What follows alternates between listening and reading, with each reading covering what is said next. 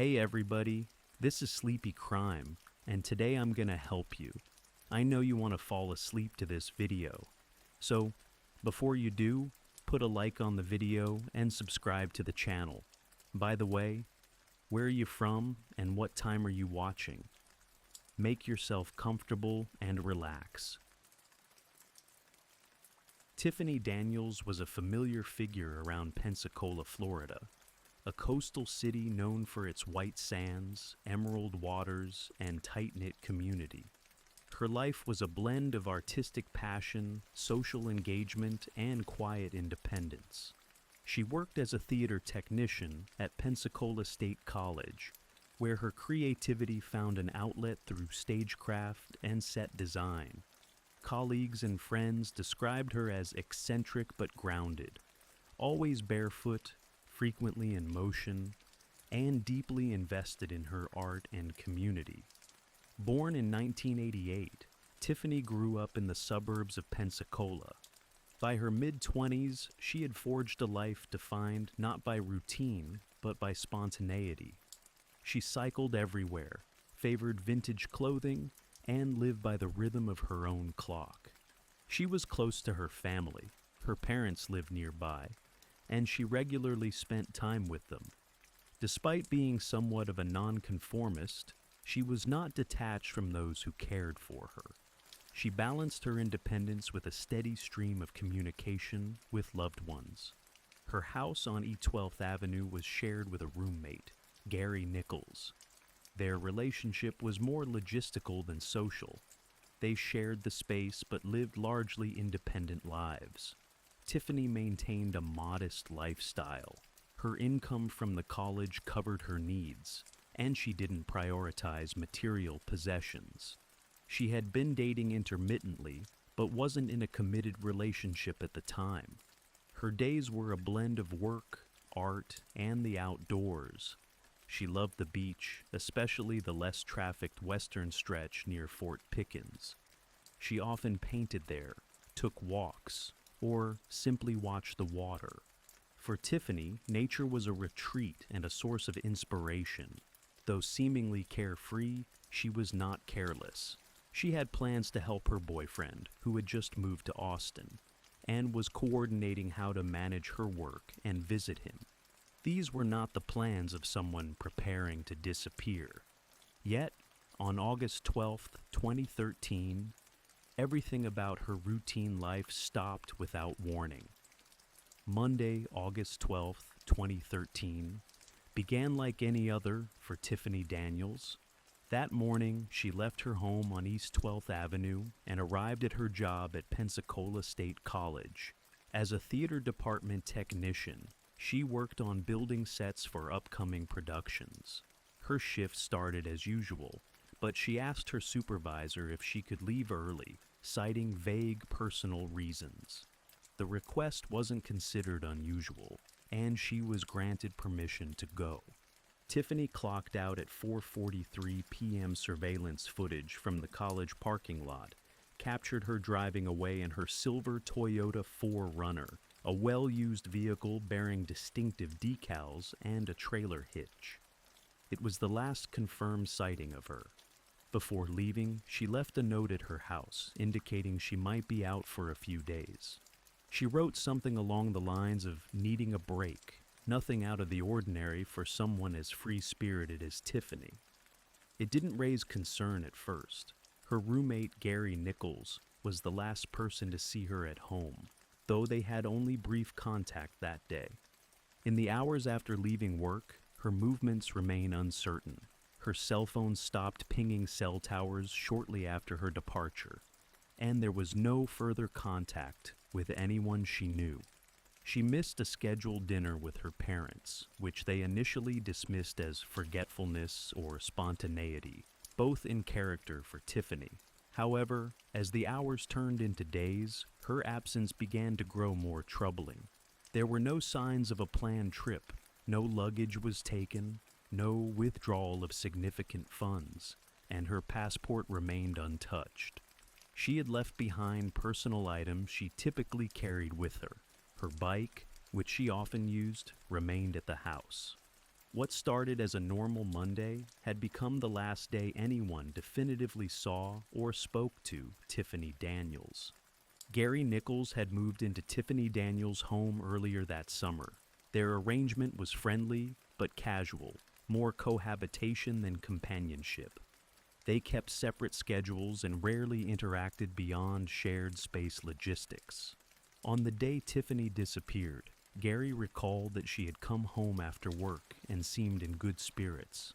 They exchanged only a few words. She mentioned possibly going out of town, but offered no specifics. What stood out to Gary was her demeanor. Nothing about her seemed distressed or abnormal. She didn't appear to be preparing for an extended trip, nor did she pack any bags that he noticed. The note she left in the house, suggesting she'd be gone a few days, did not initially alarm him. She had occasionally gone off for beach retreats or to visit friends. Gary assumed it was more of the same. In the days that followed, Gary went about his life as usual. Tiffany's absence stretched into Tuesday, then Wednesday. Her car was not at the house. He hadn't seen or heard from her, but still wasn't worried. Until Thursday, when her employer contacted the house to ask why she hadn't returned to work. That call marked a turning point. He called Tiffany's parents thinking they might know more. They didn't. The concern escalated rapidly. Tiffany's family began reaching out to her friends and checking social media. They discovered she hadn't contacted anyone. Her sudden silence was out of character. On Friday, 5 days after Tiffany was last seen, Gary filed a missing person report. Police arrived at the house and began asking questions. Tiffany's personal belongings, her bicycle, art supplies, and clothing, were largely undisturbed. The only thing missing was her car and the clothes she had been wearing.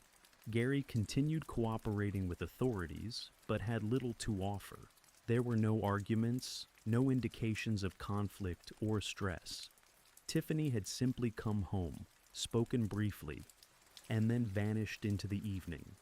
When Tiffany Daniels didn't show up for work on Tuesday, her absence was initially brushed off. She had taken time off the previous day, and her coworkers assumed she needed a break.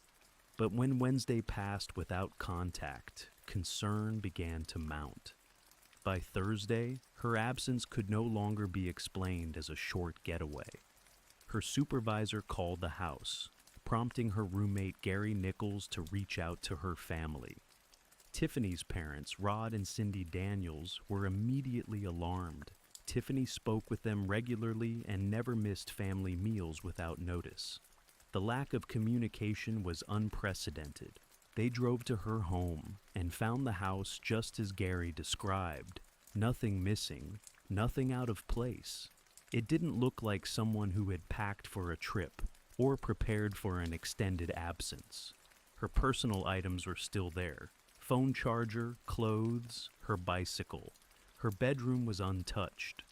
The only item clearly missing was her car, the silver Toyota 4Runner. No one had seen it since she drove away from the college on Monday.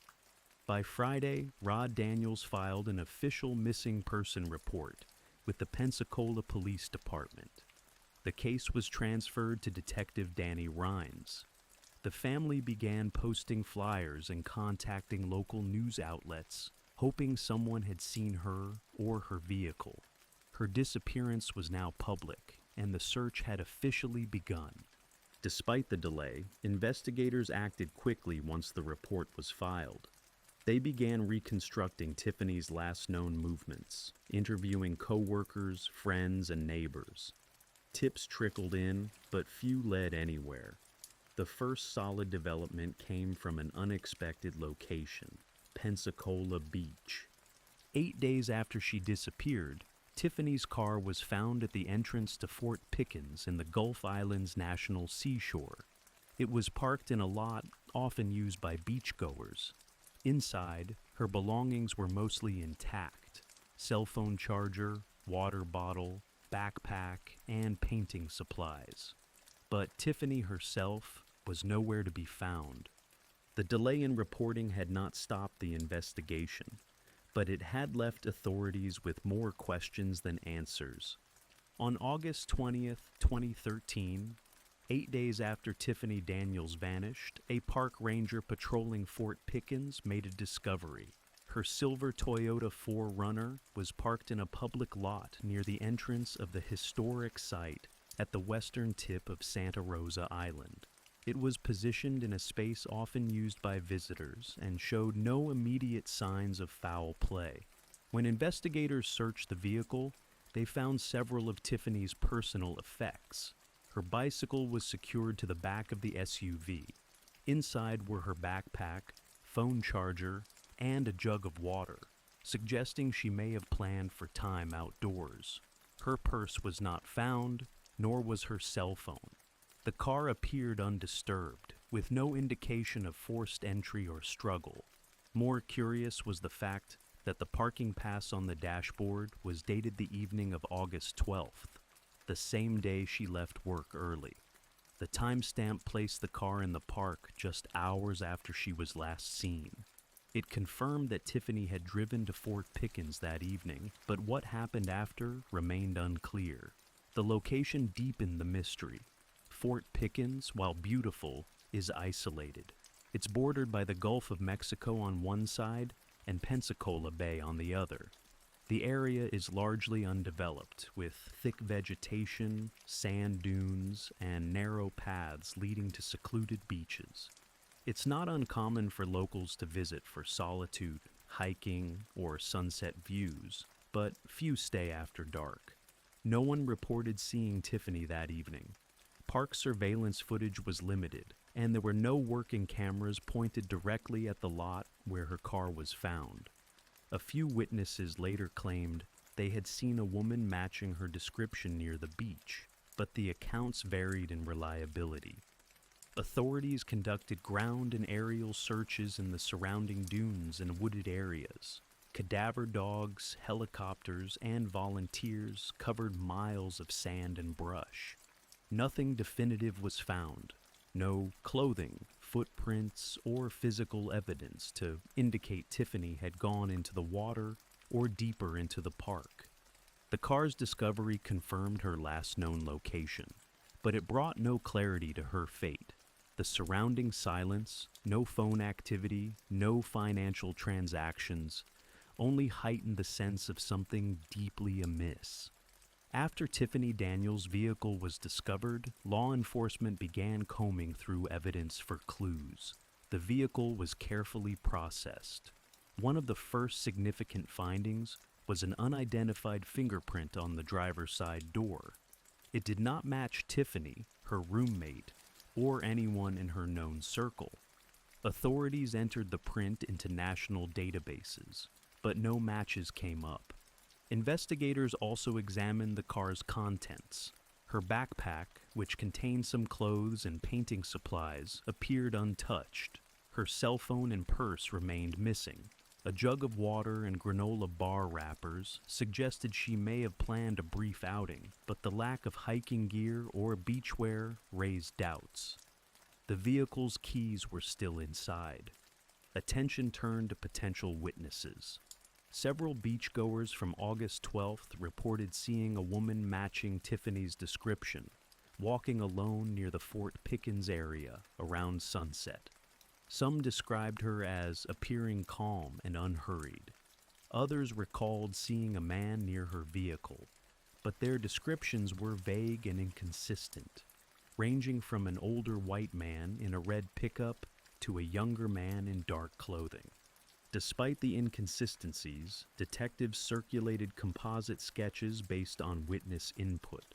The man in the red truck became a figure of interest. Authorities requested the public's help identifying him, but no one came forward with definitive leads. Investigators explored Tiffany's digital footprint, but there was little to work with.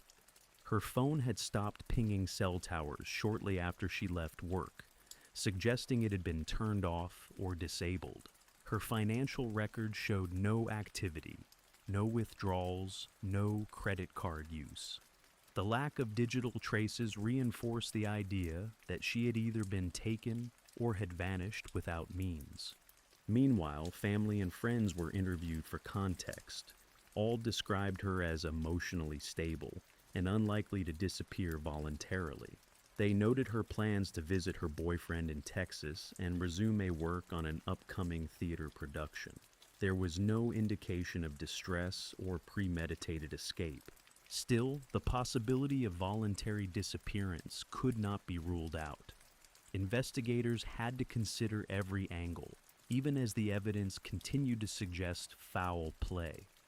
As the days turned into weeks, the disappearance of Tiffany Daniels began to generate public speculation. Without concrete evidence, theories multiplied, each one trying to explain how a young woman could vanish without a trace. Law enforcement, family members, and amateur sleuths all explored various possibilities. One of the earliest theories was that Tiffany had chosen to disappear. Her free-spirited nature and interest in travel seemed to support the idea. Perhaps she had decided to start over, maybe in Austin with her boyfriend, or somewhere entirely new. But her family firmly rejected this notion. Tiffany had made plans, left belongings behind, and hadn't taken the essentials she would need for any type of new beginning. Another theory was that she had suffered an accident, possibly at the beach or in the wooded dunes near Fort Pickens. She was known to explore remote areas alone. Authorities considered the possibility that she may have gone swimming and drowned, but extensive searches along the coastline turned up nothing. No remains, no clothing, no personal effects. The park's natural hazards, sharp drop-offs, tidal currents, wild terrain, made this theory plausible but unconfirmed. Foul play became a central focus. The unidentified fingerprint on her vehicle, inconsistent witness statements, and sudden radio silence pointed toward abduction or violence. The family and police looked at possible scenarios, including whether she had been targeted by someone she knew or a stranger. One witness had reported seeing a woman being forced into a car near the beach that night, but the lead was unverified and could not be connected definitively to Tiffany. As public attention grew, another possibility emerged: human trafficking. The Gulf Coast, including the Pensacola area, is known to be part of trafficking routes. Tiffany's appearance, young, petite, and blonde, matched the profile of some victims. A few investigators and advocacy groups believe this might explain the total disappearance without evidence of struggle. Still, no direct links to any trafficking rings were established. Without definitive proof, none of these theories could be confirmed or dismissed. The case remained open and fluid, caught between probability and uncertainty. In early 2014, months after Tiffany Daniels vanished, a potential breakthrough emerged from Metairie, Louisiana. A waitress at a local restaurant reported seeing a woman who strongly resembled Tiffany in the company of several men. What caught her attention was the woman's demeanor, silent, withdrawn, and seemingly under duress. She appeared dazed, avoided eye contact, and did not speak.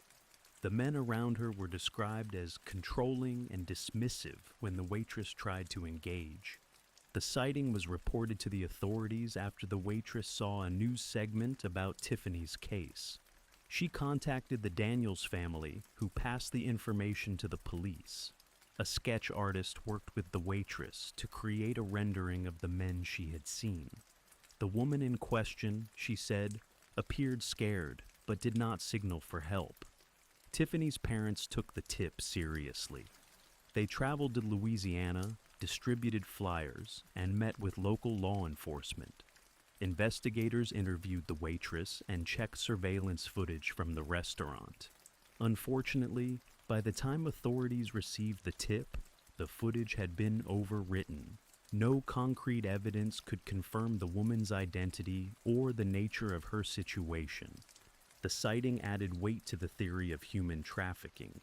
Experts pointed out that victims are often moved from state to state, and the behavior described, withdrawn, tightly controlled, is common among those trafficked. The location, a known transit point near New Orleans, made the theory even more plausible. Despite extensive efforts, no other witnesses came forward, and no physical trace of Tiffany was found in the area. The lead, while compelling, ultimately stalled. Law enforcement kept the information on file, but without corroboration, it remained a frustrating dead end. Still, the sighting had a lasting impact. It re-energized the investigation and expanded the geographical scope of the search. For Tiffany's family, it was a flicker of hope, a possible sign she was alive and could still be found. Tiffany Daniels' disappearance gained traction in local media almost immediately, but it was the persistence of her family that pushed the case into broader public view. Her parents, Rod and Cindy Daniels, became the public face of the search. They organized press conferences, appeared in interviews, and maintained steady contact with journalists. Their objective was clear: keep Tiffany's name in the public eye. The Pensacola community rallied quickly. Volunteers posted flyers across the Gulf Coast, from Florida to Louisiana. Local businesses displayed missing person posters in windows. Social media pages dedicated to finding Tiffany were created, amassing thousands of followers. Tips from the public began pouring in, each one investigated by local police or passed to the Daniels family's private investigator. National media coverage came later. The case was featured in episodes of Disappeared, which aired on Investigation Discovery, and later on podcasts and online crime forums. These platforms helped extend public awareness well beyond Florida, bringing in leads from other states. Some were hopeful, others misdirected, but all kept the momentum alive. Tiffany's family used every available tool to reach the public. They launched a website with photos, updates, and contact information. They also held vigils and community events, urging anyone with information to come forward. Each anniversary of her disappearance became a media focal point, ensuring that her case remained active in public memory. The response was not without challenges. False leads, hoaxes, and misinformation occasionally complicated the investigation. The family remained careful in addressing these, prioritizing verified information while maintaining public trust. Police likewise balanced openness with discretion, avoiding speculative commentary. Still, the outreach was effective. Publicity kept Tiffany's photo circulating, broadened the pool of potential witnesses, and sustained the investigation's urgency. The Daniels family credited community support and media exposure with preserving the integrity of the search. They refused to let the case fade into obscurity, keeping their daughter's story alive on every platform available. Years have passed since Tiffany Daniels disappeared, yet her family's search for answers has never ceased. Despite the passage of time, they continue to press for progress, working with private investigators, advocacy groups, and law enforcement agencies. Each year brings renewed efforts, re-examining old leads, exploring new technologies, and revisiting witness statements in the hope that a fresh angle may unlock the case. Private investigator David Marshburn joined the effort, bringing a background in missing persons cases and a focus on human trafficking.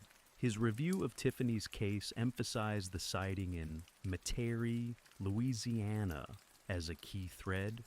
Though inconclusive, the report led to further investigation into potential trafficking routes and connections to criminal networks operating in the Gulf region. Still, no definitive links emerged. The National Center for Missing and Exploited Children has kept Tiffany's profile active. Age-progressed images were released, illustrating what she might look like today. Her case remains on the databases of the FBI and Interpol, flagged as a missing adult under suspicious circumstances.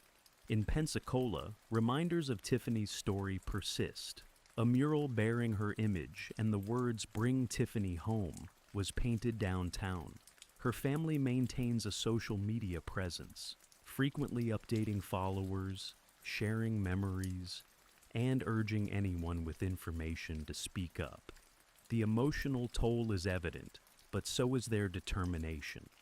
Authorities have not closed the case. Detective Danny Rhines, who has been involved since the early stages, maintains periodic reviews. The file remains open, with all evidence preserved and leads cataloged.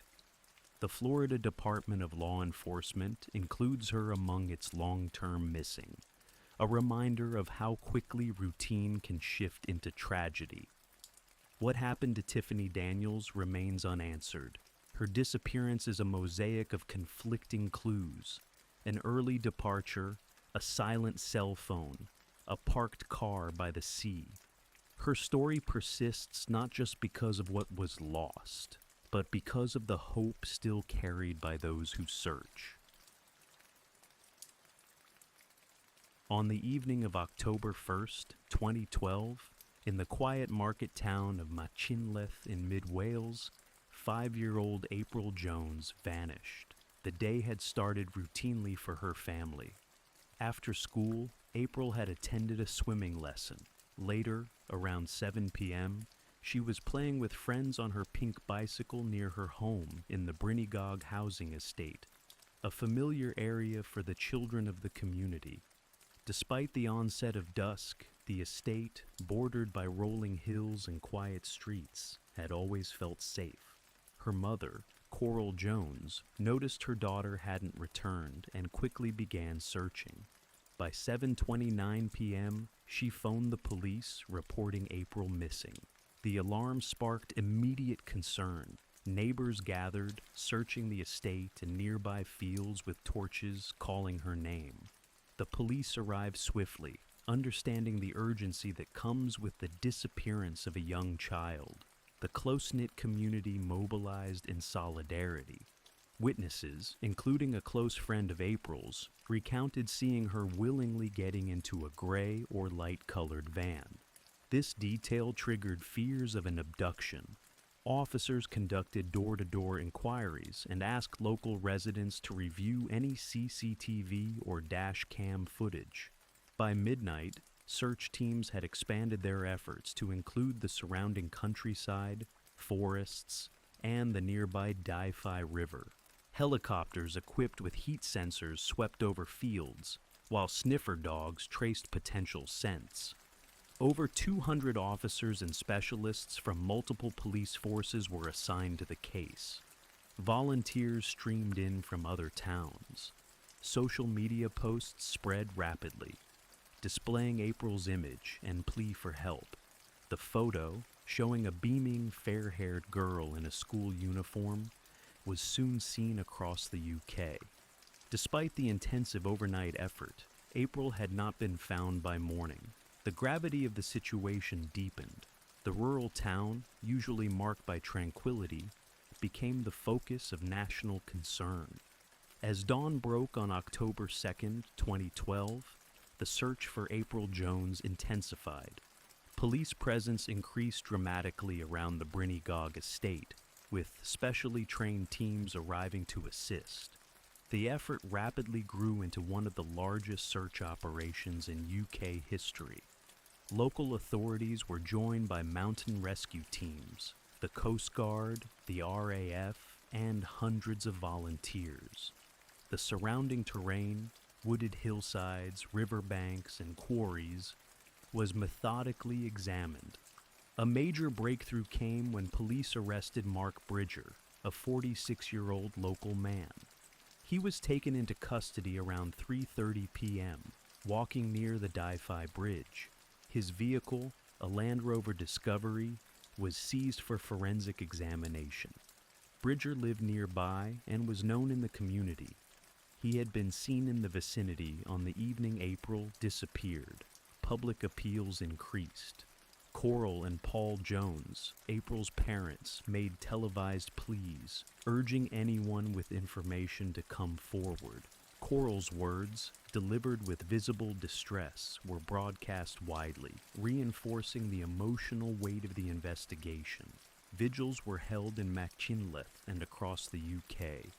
Pink balloons, April's favorite color, became a symbol of solidarity. Police searched Bridger's home in Sinews, a small village north of Machynlleth. The house was cordoned off, and forensic officers began detailed work, including removing items and photographing every room. Meanwhile, officers combed through his background. Bridger had no formal criminal convictions, but a complex history.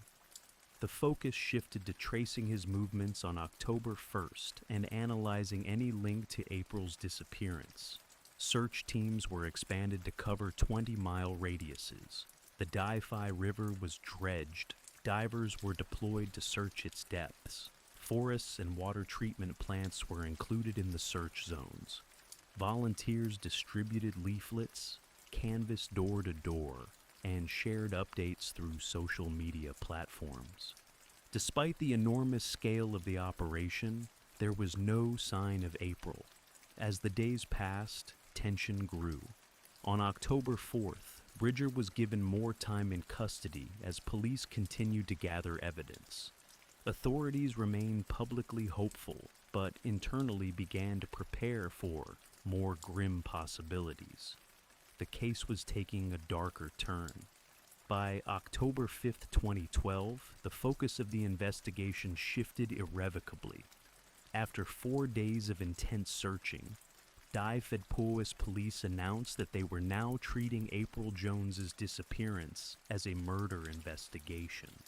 The decision followed the discovery of a significant amount of blood in Mark Bridger's home, identified through forensic analysis as April's. DNA testing matched the blood to April with a high level of certainty.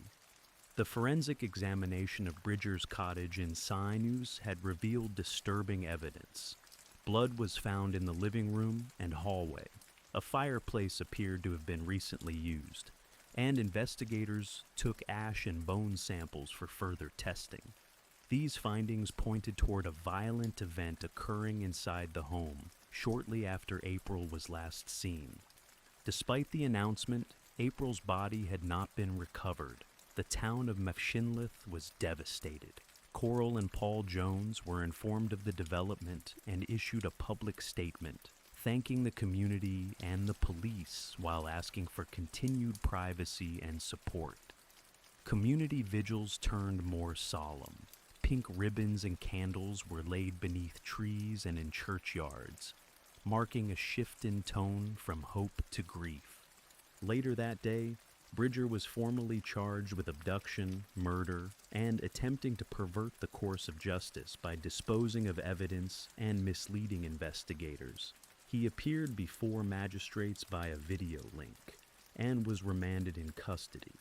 During questioning, Bridger claimed he had accidentally hit April with his car and could not remember what he had done with her body due to stress and panic.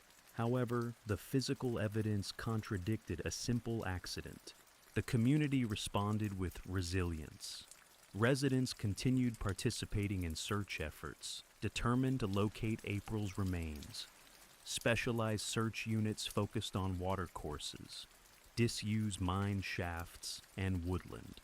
Investigators mapped out Bridger's movements in the hours before and after April's disappearance, attempting to reconstruct a timeline.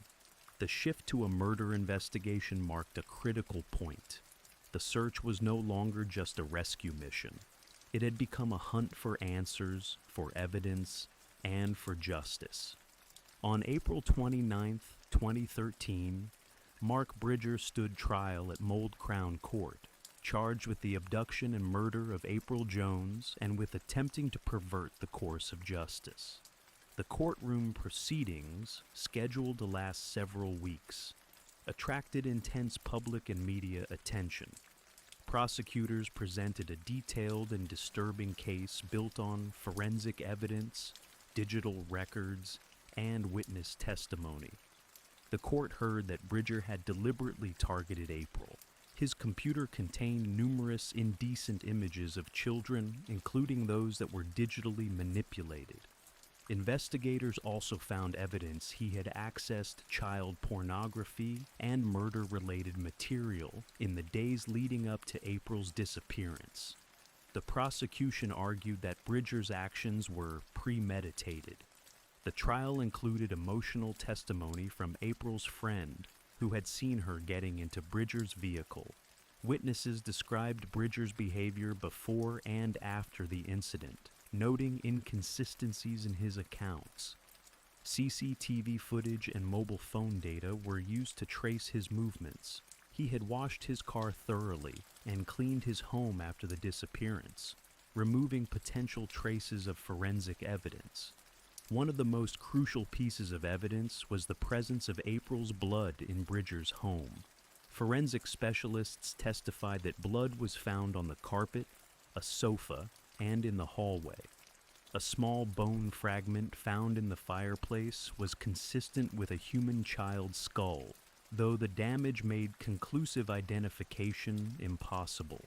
It was believed that Bridger attempted to destroy evidence by incinerating April's remains. Bridger denied murder, claiming he accidentally hit April with his vehicle and then panicked. He insisted he could not recall how he disposed of her body, citing trauma and memory loss. The defense argued there was no clear evidence of intent to kill. However, the prosecution countered that Bridger had fabricated the accident story and manipulated facts to conceal a sexually motivated crime. April's parents attended the trial, enduring harrowing details of their daughter's final hours.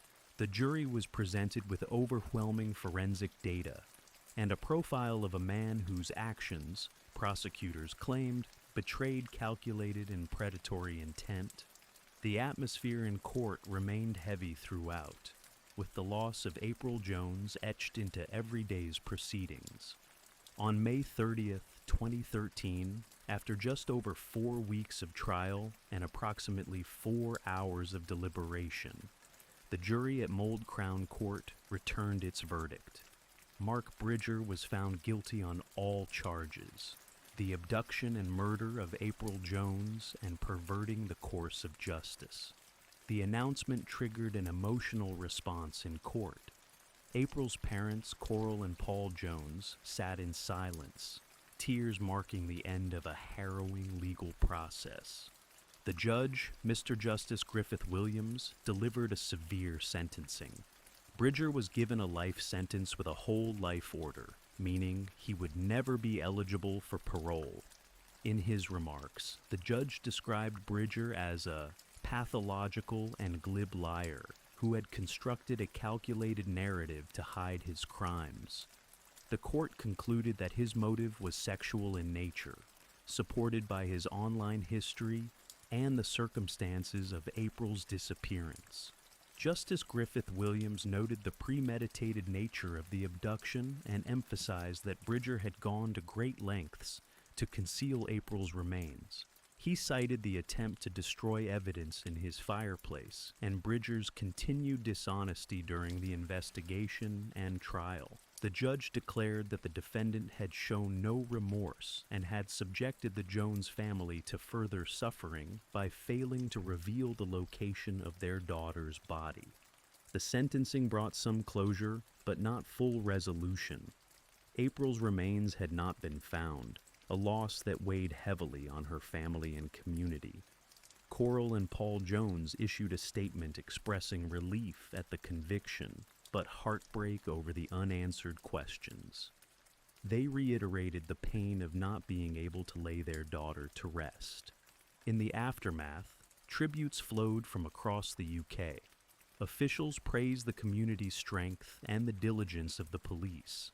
The case prompted renewed discussions on child protection laws and the monitoring of individuals with potential predatory behavior. Authorities also reviewed practices for handling missing children cases.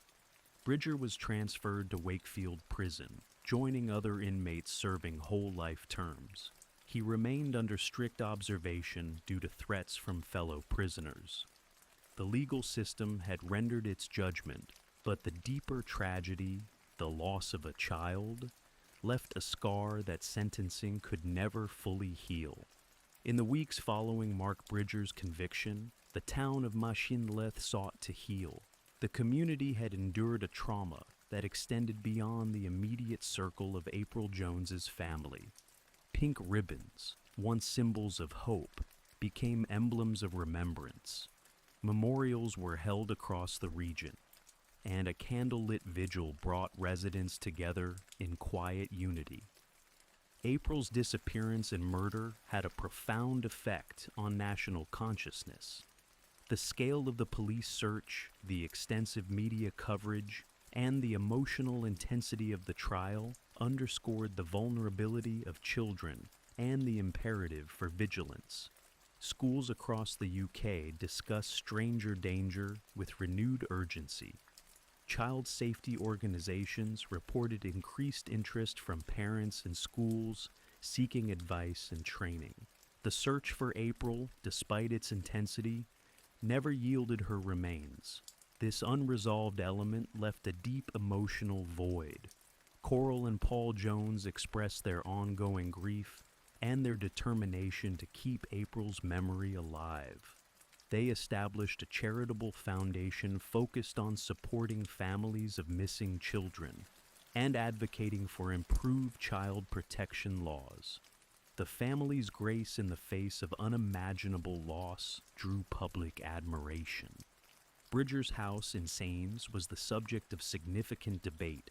In November 2014, authorities demolished the cottage where police believed April was killed. The decision was made in consultation with the Jones family, who supported the move as a way to remove a painful reminder. The site was cleared and no structure was rebuilt. For the community, it marked an attempt to close a chapter. The police investigation, led by Dyfed Powys Police, was later recognized for its scale and diligence. Officers involved described the case as the most emotionally taxing of their careers. They continued to follow up on any new information, though no significant leads emerged regarding April's remains. The emotional toll remained immense. Residents reported ongoing psychological effects, including trauma and fear for their own children. Schools and community centers expanded support services. The sense of safety once assumed in Machinleth had been permanently altered. Yet, the town also demonstrated resilience. Community bonds deepened, and public spaces began to carry tributes to April. She became a symbol, not just of loss, but of unity and vigilance. The impact of her story endured, carried in local memory and national conversation. Years after April Jones's murder, her case continues to shape discussions around child safety, internet regulation, and victim support. The deep public resonance of her story prompted concrete changes in policy and long-term societal awareness. The Jones family transformed their grief into advocacy, campaigning for improved monitoring of online material and better legal tools to address child exploitation. Coral Jones became an outspoken supporter of digital safeguards, urging authorities to more rigorously police indecent content online. Her calls for stronger parental controls and mandatory checks on individuals accessing harmful material were heard in parliamentary discussions. Lawmakers cited April's case in debates about extending powers to remove content and track offenders. Though legislative change was incremental, April's name remained central in these efforts. In 2014, the cottage where Mark Bridger lived was demolished. The decision, taken jointly by local officials and April's family, was symbolic. It removed the physical site of the crime and offered a sense of emotional closure to the community.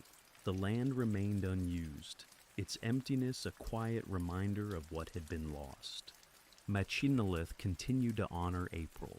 A memorial garden was established, featuring flowers in her favorite colors and a commemorative plaque. Local schools observed moments of reflection on significant dates. Charities founded in her name provided resources to families affected by abduction or violent crime. In the years that followed, the town embraced initiatives promoting community vigilance and safety education. Despite these tributes, the emotional burden remained heavy for April's family. In early 2025, Paul Jones passed away. His death was widely mourned, not only by locals, but by those who had followed the case nationwide. Friends noted he had never fully recovered from the loss of his daughter, which remained unresolved in a critical way. Her body was never found. His passing closed a chapter, but deepened the enduring tragedy. April's story became part of the national memory, a case cited in law enforcement training, victim advocacy, and child protection campaigns. It served as a grim benchmark for response protocols. The investigation was studied in policing courses, particularly for its scale and integration of community efforts. Her legacy, painful though it is, continues through awareness, policy, and the enduring love of a family who refused to let her be forgotten. On the evening of February 9, 2004, Maura Murray, a 21-year-old nursing student at the University of Massachusetts Amherst, vanished after her car was found crashed along Route 112 near Woodsville, a village in Haverhill, New Hampshire. The circumstances surrounding her disappearance have puzzled investigators and the public for over 2 decades. Earlier that day, Maura emailed her professors and work supervisor, stating she would be absent for a week due to a family emergency. Her family later confirmed that no such emergency existed. She then withdrew $280 from an ATM and purchased alcohol from a nearby store. Surveillance footage captured her wearing a dark jacket and jeans. At approximately 7:27 p.m., a local resident reported a car accident near her home on Route 112. She observed a car against a snowbank and noted what appeared to be a red light inside, possibly from a cell phone. Shortly after, a passing motorist, a school bus driver, stopped and spoke with a young woman at the scene. She declined his offer to call for help, claiming she had already contacted roadside assistance, despite the area's limited cell service. The bus driver proceeded home and called the police at 7:43 p.m. When law enforcement arrived at 7:46 p.m., Maura was nowhere to be found. Her black Saturn sedan had sustained significant damage. The left headlight was broken, the radiator pushed into the fan, and the windshield cracked. Both airbags had deployed, and the car was locked. Inside, officers found red stains consistent with red wine, an empty beer bottle, a damaged box of Franzia wine, Maura's AAA card, blank accident report forms, gloves, CDs, makeup, diamond jewelry, driving directions to Burlington, Vermont, her favorite stuffed animal, and a book about mountain climbing in the White Mountains. Notably missing were her debit card, credit cards, and cell phone, none of which have been located or used since. A rag, believed to be part of Maura's emergency roadside kit, was discovered stuffed into the car's muffler pipe. Between 8 o'clock and 8:30 p.m., a contractor reported seeing a young person moving quickly on foot eastbound on Route 112, approximately 4 to 5 miles from the crash site. He did not report this sighting immediately, realizing its significance only months later. Despite extensive searches and investigations, Maura Murray's whereabouts remain unknown. Her case continues to be classified as a suspicious missing person case by the New Hampshire Cold Case Unit. Maura Murray's final days at the University of Massachusetts Amherst raised many questions that have fueled speculation for years. On February 5, 2004, Maura worked her regular shift at the Melville Hall security desk. At around 10:30 p.m., she received a phone call that appeared to upset her. A supervisor later found her in a catatonic state, unable to respond to basic questions. She was escorted back to her dorm, where she remained for the night. When asked about the call, she simply said, "My sister." Further inquiries revealed that the call had come from her older sister Kathleen, who later admitted to having discussed personal struggles with addiction that evening. Mora's emotional response has been interpreted in multiple ways, but no official link to her disappearance has been confirmed. On Saturday, February 7th, Mora's father, Fred Murray, visited her in Amherst. They went car shopping for a new vehicle, as Mora's 1996 Saturn was becoming unreliable.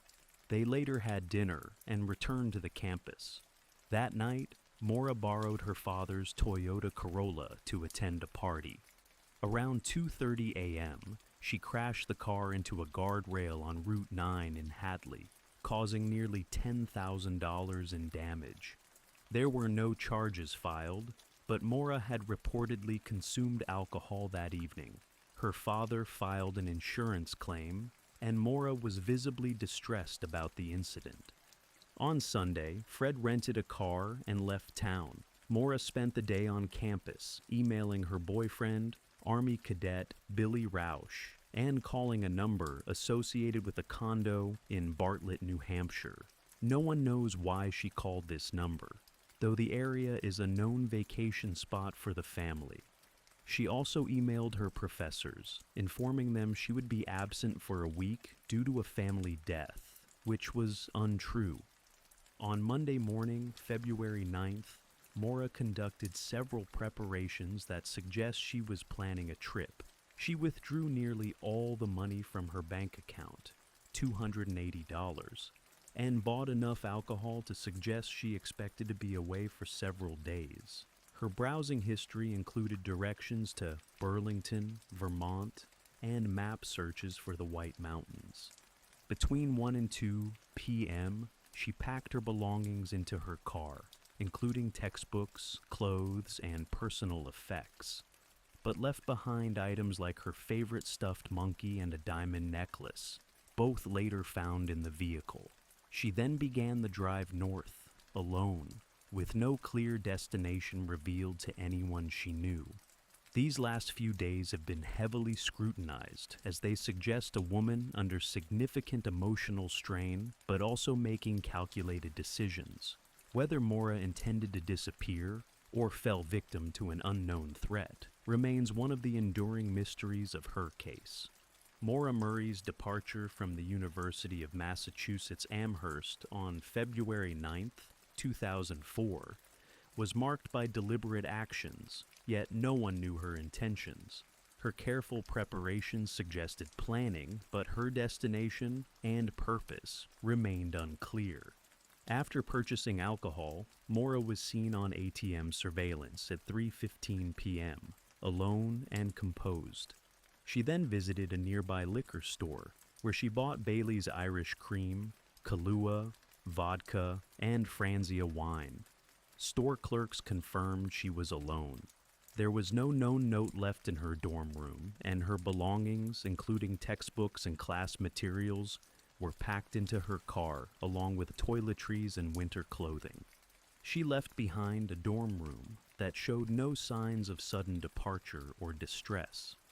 Phone records indicate Mora called the owner of a condo in Bartlett, New Hampshire, earlier that day. The Murray family had vacationed in the area previously. Some speculate she intended to visit that region for solace or to clear her mind. She also searched for directions to Burlington, Vermont, creating ambiguity around her planned route. Her exact destination remains uncertain. After leaving Amherst, Mora drove her black 1996 Saturn northbound. The vehicle was aging and had been involved in a recent accident just 2 days prior. It was unreliable, yet she chose it over renting a vehicle. Between 4 and 7 p.m., Mora made her way through New Hampshire's White Mountains. She did not use her cell phone or ATM card after leaving Amherst. Around 7:27 p.m., a local woman in Haverhill, New Hampshire, called 911 to report a car accident outside her home. The black Saturn was found facing westbound on Route 112, a narrow rural road. The weather was cold, with snow on the ground, and daylight had faded. The area was remote, with little traffic and poor cell coverage. Just minutes earlier, a school bus driver, returning from work, encountered the scene. He saw a young woman standing outside the car and offered help. She declined, saying she had already called AAA. He found this odd, knowing the area lacked reception, and drove home to call police at 7:43 p.m. What makes Maura's presence there more mysterious is that she hadn't told anyone she was traveling. Her boyfriend, Billy Rausch, her friends, and her family all believed she was still on campus. The false claim of a family death misled professors, enabling her absence to go unchallenged. This secrecy, combined with her destination and intent, forms one of the central mysteries in the case. The unanswered question persists. Why was Maura headed north alone in a failing car, without informing anyone, and under a false pretense? Whether it was an attempt to escape stress, visit a familiar place, or something more deliberate, investigators have yet to determine. The crash on Route 112 in Woodsville, New Hampshire, marked the last confirmed sighting of Maura Murray. At 7:27 p.m., a neighbor placed a 911 call reporting a single vehicle accident near her home. A black Saturn sedan had veered off the road and struck a snowbank. The front end sustained damage. The driver's side headlight was broken, and the windshield bore a spiderweb crack on the driver's side. Both airbags had deployed. Before police arrived, a local school bus driver encountered the scene and spoke to a young woman assumed to be Maura. She appeared uninjured and declined assistance, saying she had already called AAA. The man, knowing the area lacked reliable cell service, found this claim odd. He returned home and contacted police at 7:43 p.m., stating he believed the woman was unharmed but might need help. Haverhill police officer Cecil Smith arrived at the scene by 7:46 p.m. The vehicle was locked and Maura was not present. A box of Franzia wine, some spilled in the car, and an empty beer bottle were found inside. Also present were Maura's AAA card, her birth control, makeup, school books, and driving directions to Burlington, Vermont. A rag, believed to be part of the car's emergency kit, was stuffed into the tailpipe, an action her father later described as a stopgap to prevent visible smoke from the car, a trick he had shown her. At 8 p.m., a fire department official arrived. By 8:49 p.m., EMS personnel had also come and gone. The road was not closed, and cars passed intermittently. None reported seeing a woman matching Maura's description walking along the road. Later, a contractor stated he believed he saw a young woman jogging eastbound, but this sighting was reported months later and could not be confirmed. The car was towed at 8:49 p.m. No footprints or trackable scents were found leading away from the car, despite snow on the ground. A police dog arrived the next day and tracked Maura's scent roughly 100 yards east from the car before it was lost, suggesting she may have entered another vehicle. The initial handling of the crash scene has been scrutinized. Some items, including a Coke bottle with possible alcohol traces, were not entered into evidence. No photographs were taken at the scene that night. The search for Maura did not begin in earnest until the following day. Authorities initially treated the case as a likely voluntary disappearance, given Maura's recent behavior. However, the absence of Maura's credit cards, phone, and keys complicated that assessment. None have been used since. Despite extensive efforts, including aerial searches, sniffer dogs, and road canvases, no trace of Maura was found in the immediate aftermath. The abruptness of her disappearance, combined with the rural setting and limited physical evidence, left investigators with few leads. The crash scene became the origin point of one of the most puzzling missing person cases in modern American history. In the hours following the discovery of Maura Murray's abandoned car, law enforcement conducted a limited investigation. Believing she might be intoxicated and avoiding authorities, they did not initiate a full-scale search that night. Officer Cecil Smith completed a report and the Saturn was towed. Snow continued to fall lightly through the night. By the next morning, February 10th, Maura's disappearance was considered more serious. Her family, unaware of her trip, had not reported her missing. The university had not yet realized she was gone. It was not until that afternoon that Fred Murray, contacted by UMass police, learned that Maura's car had been involved in an accident nearly 100 miles away. Fred and Maura's older sister, Kathleen, drove to New Hampshire immediately. Local police began coordinating with New Hampshire Fish and Game and other departments. A K-9 unit was brought in and traced Maura's scent 100 yards east from the car before losing the trail. This suggested she may have left the area in another vehicle. The search expanded to include tracking teams, snowshoe patrols, helicopters with infrared, and neighborhood canvases. No additional clues were found. The initial days were marked by confusion and inconsistent communication. Fred Murray criticized the lack of urgency, arguing that precious time had been lost. He noted that the area was wooded, remote, and freezing at night. The possibility of hypothermia or injury was considered. On February 11th, Maura was officially entered into the National Crime Information Center database as a missing person. Her boyfriend, Billy Rausch, stationed at Fort Sill in Oklahoma, was notified and flew to New Hampshire. Phone records show that Maura had spoken with him on the day she vanished, leaving a voicemail saying, "I love you," and sounding emotional. Authorities continued local searches over the following days. Police knocked on doors in the vicinity, asked residents to check out buildings, and circulated flyers with Maura's photo. Volunteers, including Maura's family and local residents, began their own search efforts.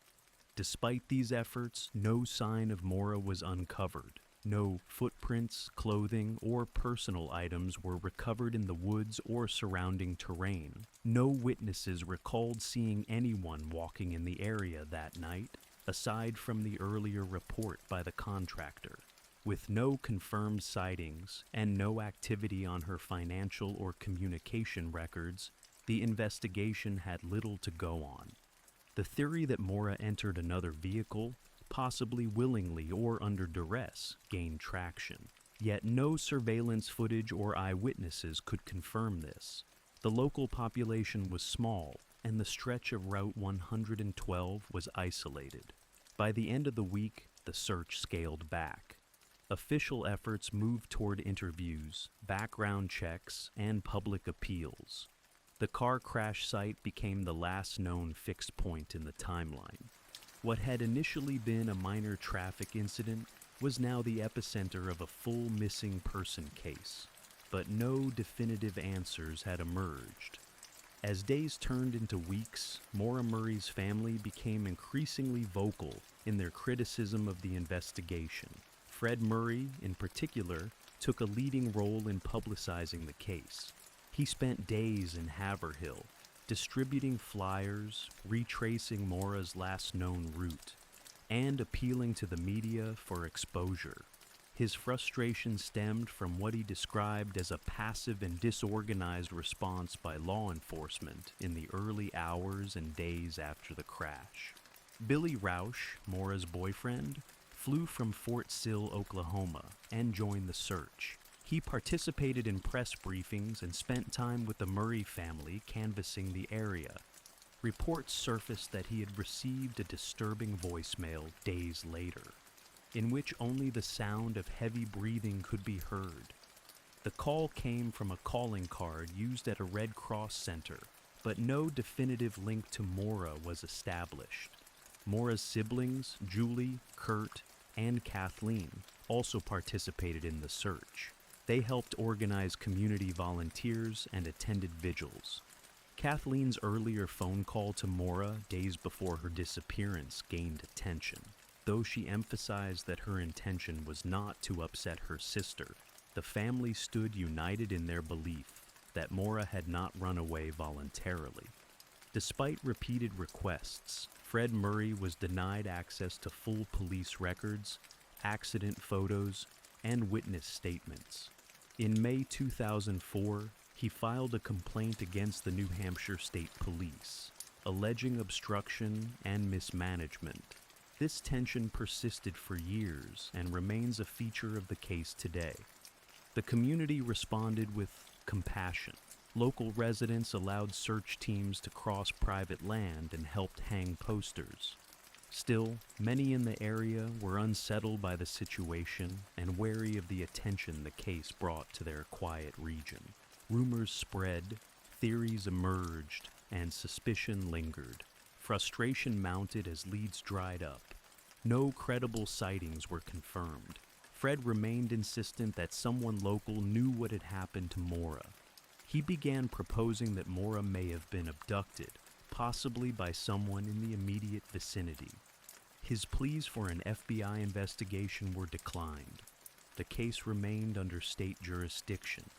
In subsequent months, Maura's disappearance drew national attention.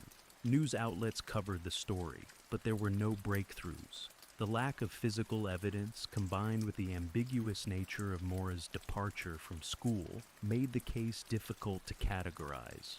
Was it criminal, accidental, or voluntary? The Murray family continued to search, fundraise, and push for answers.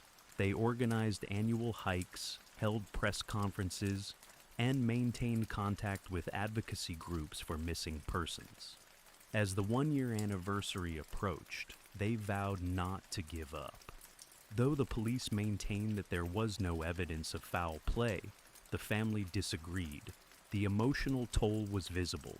Fred Murray, exhausted but resolute, said, "I'll search until I find her," or "I'm in the ground."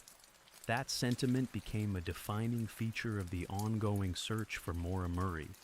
In the months following Maura Murray's disappearance, a flood of tips and alleged sightings emerged.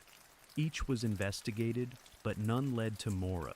Reports came from as far as Vermont, Maine, and even Canada, describing young women matching her description. Police followed up, often through local departments or by interviewing witnesses. Every tip proved unsubstantiated. One early lead involved a woman who claimed to have seen Maura at a convenience store in Barton, Vermont, days after the crash. The woman had noticed a young female acting strangely and accompanied by two men. Investigators reviewed surveillance footage, but the person was never positively identified as Maura. No video clearly captured her face. Another claim came from a group hiking near the Kankamagas Highway, who thought they had seen a woman resembling Maura walking alone. The area was searched by helicopter and ground teams with no result. A similar report in the Canadian Maritimes prompted brief international coordination, but again, no confirmation. Fred Murray received anonymous messages and phone calls. One tip alleged Maura had been held in a nearby house, but a search yielded nothing. In another, a psychic claimed Maura was near water, prompting a search of local rivers and ponds. Divers and sonar were employed, but no evidence surfaced. These efforts strained resources and deepened the family's frustration. In 2005, a potential breakthrough came when two New Hampshire men were implicated in unrelated criminal activity. One lived near the crash site. The property was searched years later, with cadaver dogs showing interest in a basement area.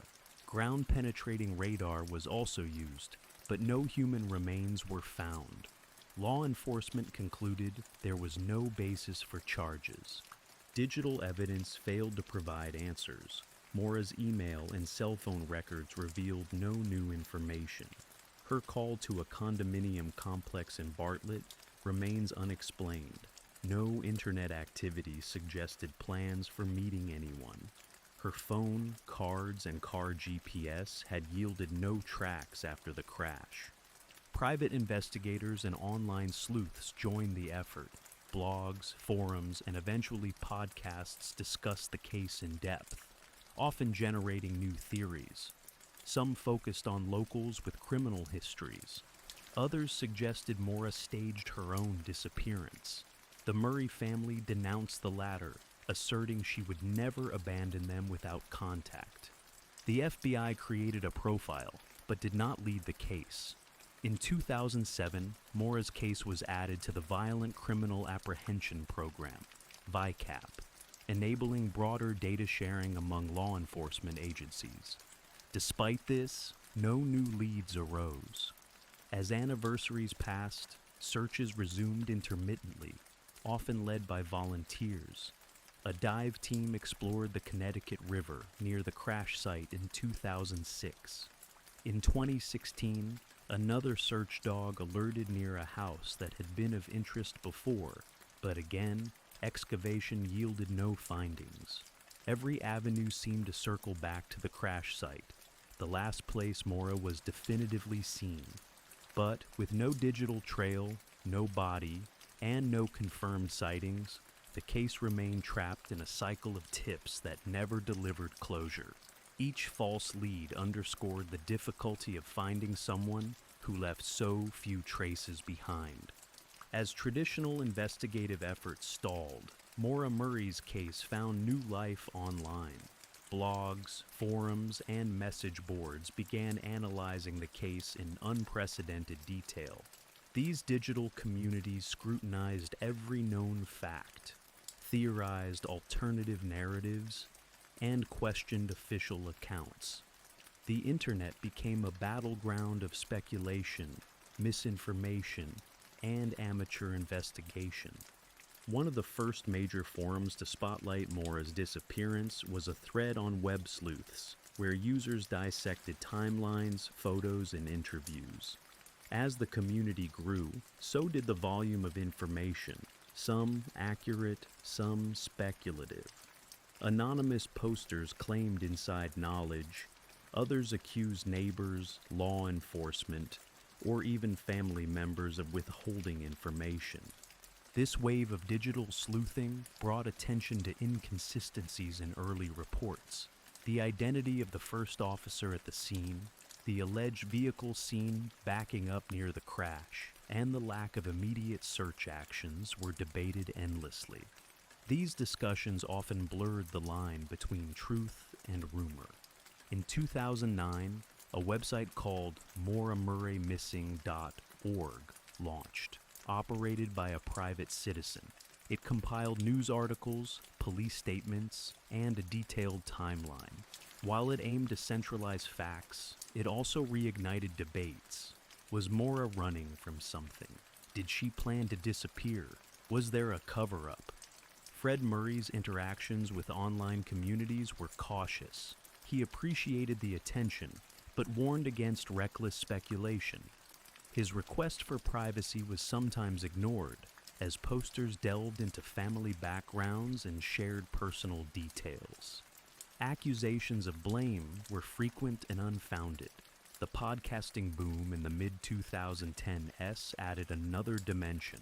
Missing Mora Murray, launched in 2015, brought structured storytelling and interviews to a wider audience.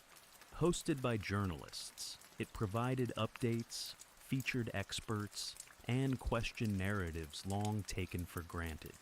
The show was praised for raising awareness, though it too sometimes fueled speculation. Documentaries followed. In 2017, the Oxygen Network released The Disappearance of Mora Murray, a 6-part series.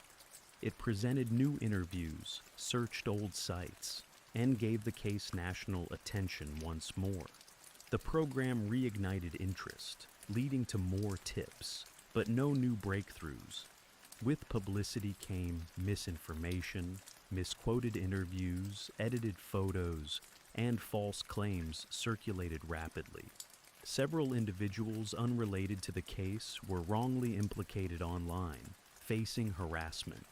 Police warned against interfering with the investigation, but the case had effectively become a crowdsourced mystery. The digital community's efforts were not entirely unhelpful. They compiled timelines, digitized records, and helped maintain pressure for continued investigation. Yet, they also created confusion, amplified fringe theories, and caused distress to those close to Maura. Despite the risks, online interest has kept the case in the public eye for over 20 years. Websites continue to track updates, and forums remain active.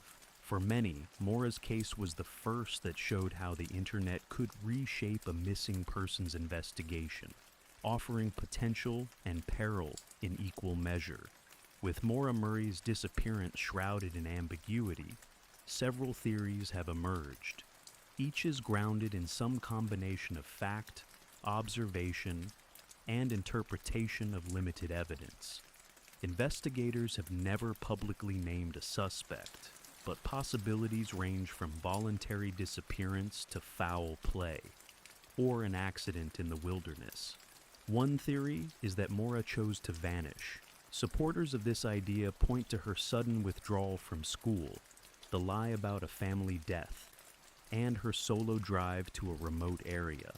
Some believe she intended to escape personal pressures and start anew.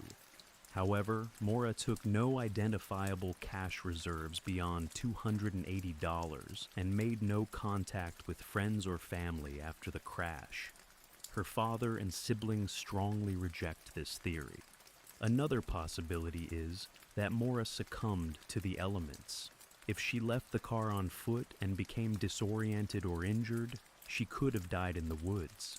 However, extensive searches, on foot, with dogs, aerial scans, and thermal imaging, found no trace. The area has been searched repeatedly over the years, making this less likely with time. A third theory involves Maura entering another vehicle willingly. The trail of her scent stopped abruptly 100 yards from the car, suggesting a pickup. Some speculate that she might have accepted a ride from a passerby, perhaps someone she trusted, or someone posing as a helper. If this occurred, the driver has never come forward. Then there's the possibility of foul play by someone local. Some focus on individuals who live near the crash site. In particular, a man with a history of criminal behavior drew attention after cadaver dogs signaled interest on his property in later years. Yet no evidence has ever tied him or anyone else to Maura's disappearance, and police have not brought charges. One version of events speculates that Maura was picked up by someone who later harmed her. Advocates of this view argue that the timing, minutes between the crash and police arrival, created a narrow window for abduction. But it would require an unknown driver to appear on a quiet road and vanish again without being seen or reported.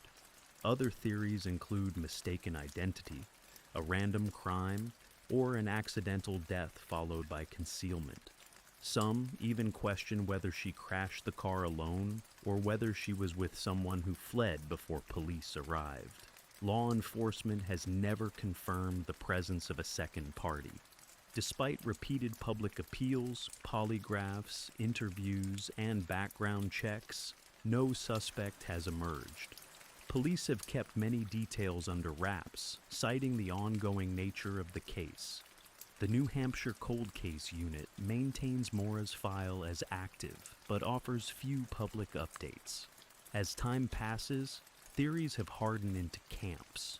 Some internet communities argue strongly for one narrative, often discounting others. The lack of resolution fuels this divergence. With no definitive evidence and no recovery of Mora's body, the case continues to defy categorization. In the absence of clear suspects or motive, investigators remain open to multiple possibilities. But, without new evidence, Mora's fate remains one of the most debated missing persons mysteries in the United States. 2 decades after Maura Murray vanished, her case remains open, unsolved, and filled with unanswered questions. Each detail raises further complexities, deepening the mystery rather than resolving it. The most fundamental question remains: what happened between the moment she declined help at the crash scene and the time police arrived minutes later? The packed car, the alcohol purchase, and the drive north all suggest intention, but to what end? No confirmed destination has ever been identified. Her call to the Bartlett condo and map searches in Vermont hint at travel plans, but they remain speculative. No friends or family were told of her route, suggesting secrecy, distress, or a desire for solitude. The timeline at the crash site leaves a narrow window. Between the bus driver's stop around 7:30 p.m. and Officer Smith's arrival at 7:46 p.m., Maura vanished without being seen. No clear tracks, no one recalled giving a ride, and no roadside evidence was found. The rag in the muffler, wine stains, and locked car only add ambiguity. Her phone, debit card, and credit cards have never been recovered or used. These items, critical for tracking movement, remain missing. If Maura had planned a disappearance, why leave behind any way to access funds or contact anyone? The scent trail ending abruptly down the road remains one of the few clues suggesting she may have entered another vehicle. If so, was it voluntary? Did she know the person? Was it a crime of opportunity? With no reports of suspicious vehicles or drivers that night, it remains unconfirmed. Why was there no surveillance footage along her known route? In 2004, rural New Hampshire had limited camera coverage, and small-town stores and roads lacked consistent video systems. Despite this, Maura's face was last definitively seen on the ATM camera in Amherst. Another question concerns police procedure.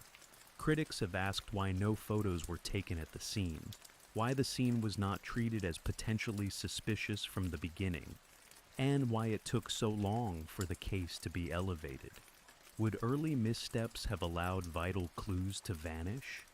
Fred Murray's ongoing efforts to access records have yielded partial success. In 2021, a portion of the state police file was released following pressure and media coverage. Still, large parts remain redacted, citing the open status of the case. What those records contain and what they might suggest is unknown. Technological advances in recent years, including DNA testing and geolocation, have not provided breakthroughs. A 2022 ground search near the crash site again produced no findings. Leads continue to be reviewed, but none have risen to the level of solving the case. The Murray family has not given up. Fred, though aging, continues to call for answers. Her siblings maintain public pages and attend vigils. They have worked to keep Maura's image in the public consciousness, on missing persons billboards, awareness events, and national databases. Maura Murray's disappearance remains one of the most haunting cold cases in America. It's a case defined not by evidence, but by absence, of Maura, of suspects, of certainty. The road where she was last seen remains quiet, the questions louder than ever. Maura Murray's disappearance has become more than a cold case. It is now a symbol of unresolved loss and the relentless search for answers. Over time, her story has inspired not only public awareness, but systemic changes in how missing persons cases are treated. Through tireless advocacy, her family helped push for broader investigative reforms and resources for missing adults. In the years following Maura's vanishing, The media's portrayal of missing persons, particularly young women, evolved. Cases like hers underscored how quickly crucial hours could be lost without rapid mobilization. Several states, including New Hampshire, revisited their policies on jurisdiction and search protocols in remote areas. The importance of early alerts, interagency coordination, and public engagement became more widely recognized. The Murray family continues to advocate for Maura and for others. They attend missing persons conferences, engage with law enforcement, and contribute to media efforts to keep cold cases visible. Their persistence ensured Maura's case remained on national platforms long after media attention typically fades. Online communities, though often criticized for spreading speculation, have also demonstrated the power of collective focus. Crowdsourced timelines, digitized records, and coordinated tips have shown the value of persistent interest. While no major lead has emerged, the dialogue has created a long-term memory for the case. Physical tributes to Maura endure.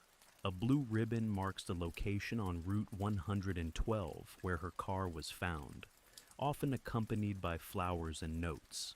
Annual hikes organized by her supporters and family retrace her last known route, a symbolic act of remembrance and resolve. These events serve both as memorials and as statements. Maura is not forgotten. In 2023, renewed attention came when a missing persons advocacy group organized a multi-day re-examination of the original crash site using updated technology. Ground-penetrating radar and aerial drones searched nearby woods. Though the results were inconclusive, the event reignited media coverage and public interest, with fresh appeals for information. Each passing year raises the stakes. Memories fade, witnesses age, and the possibility of recovery diminishes. Still, law enforcement maintains the case as open, with occasional updates reaffirming their commitment. New tips, though rare, are still reviewed. The case remains on multiple national registries, including VICAP and the National Center for Missing Adults. Maura's story has inspired others to pursue careers in criminal justice, forensic investigation, and advocacy. Her name appears in educational case studies and lectures on missing persons. Documentaries, podcasts, and books continue to analyze her final days, fueling both public interest and professional discourse. Above all, the enduring power of Maura's case lies in its personal impact. For her family, it is a wound that never heals. For the public, it is a mystery that reflects how quickly a life can vanish and how hard it is to let go without knowing why.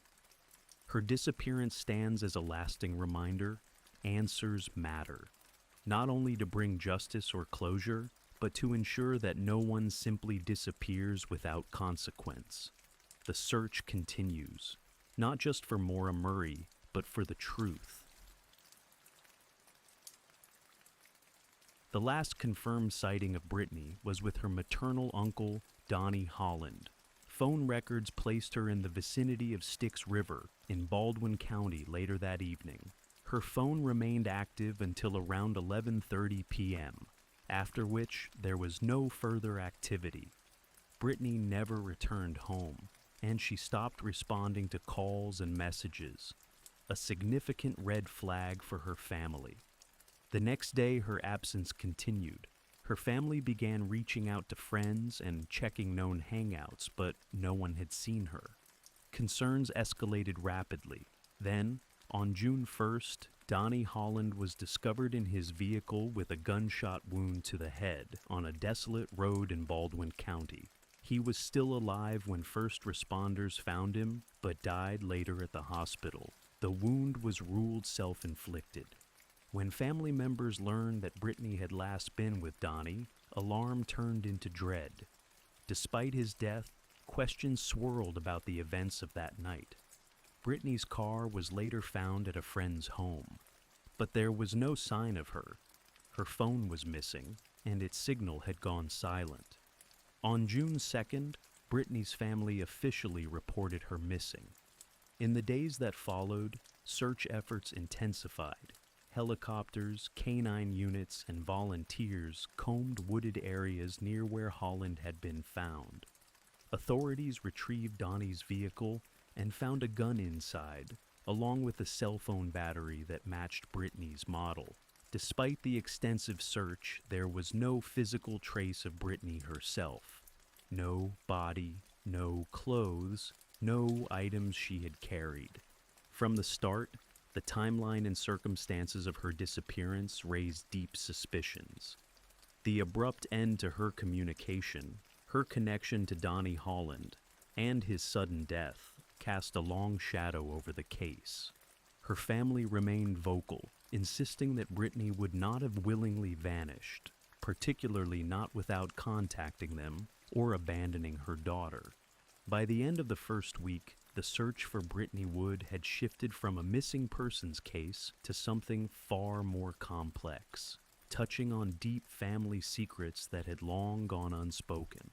Authorities began to look beyond a simple disappearance into the darker corners of Brittany's family connections and relationships.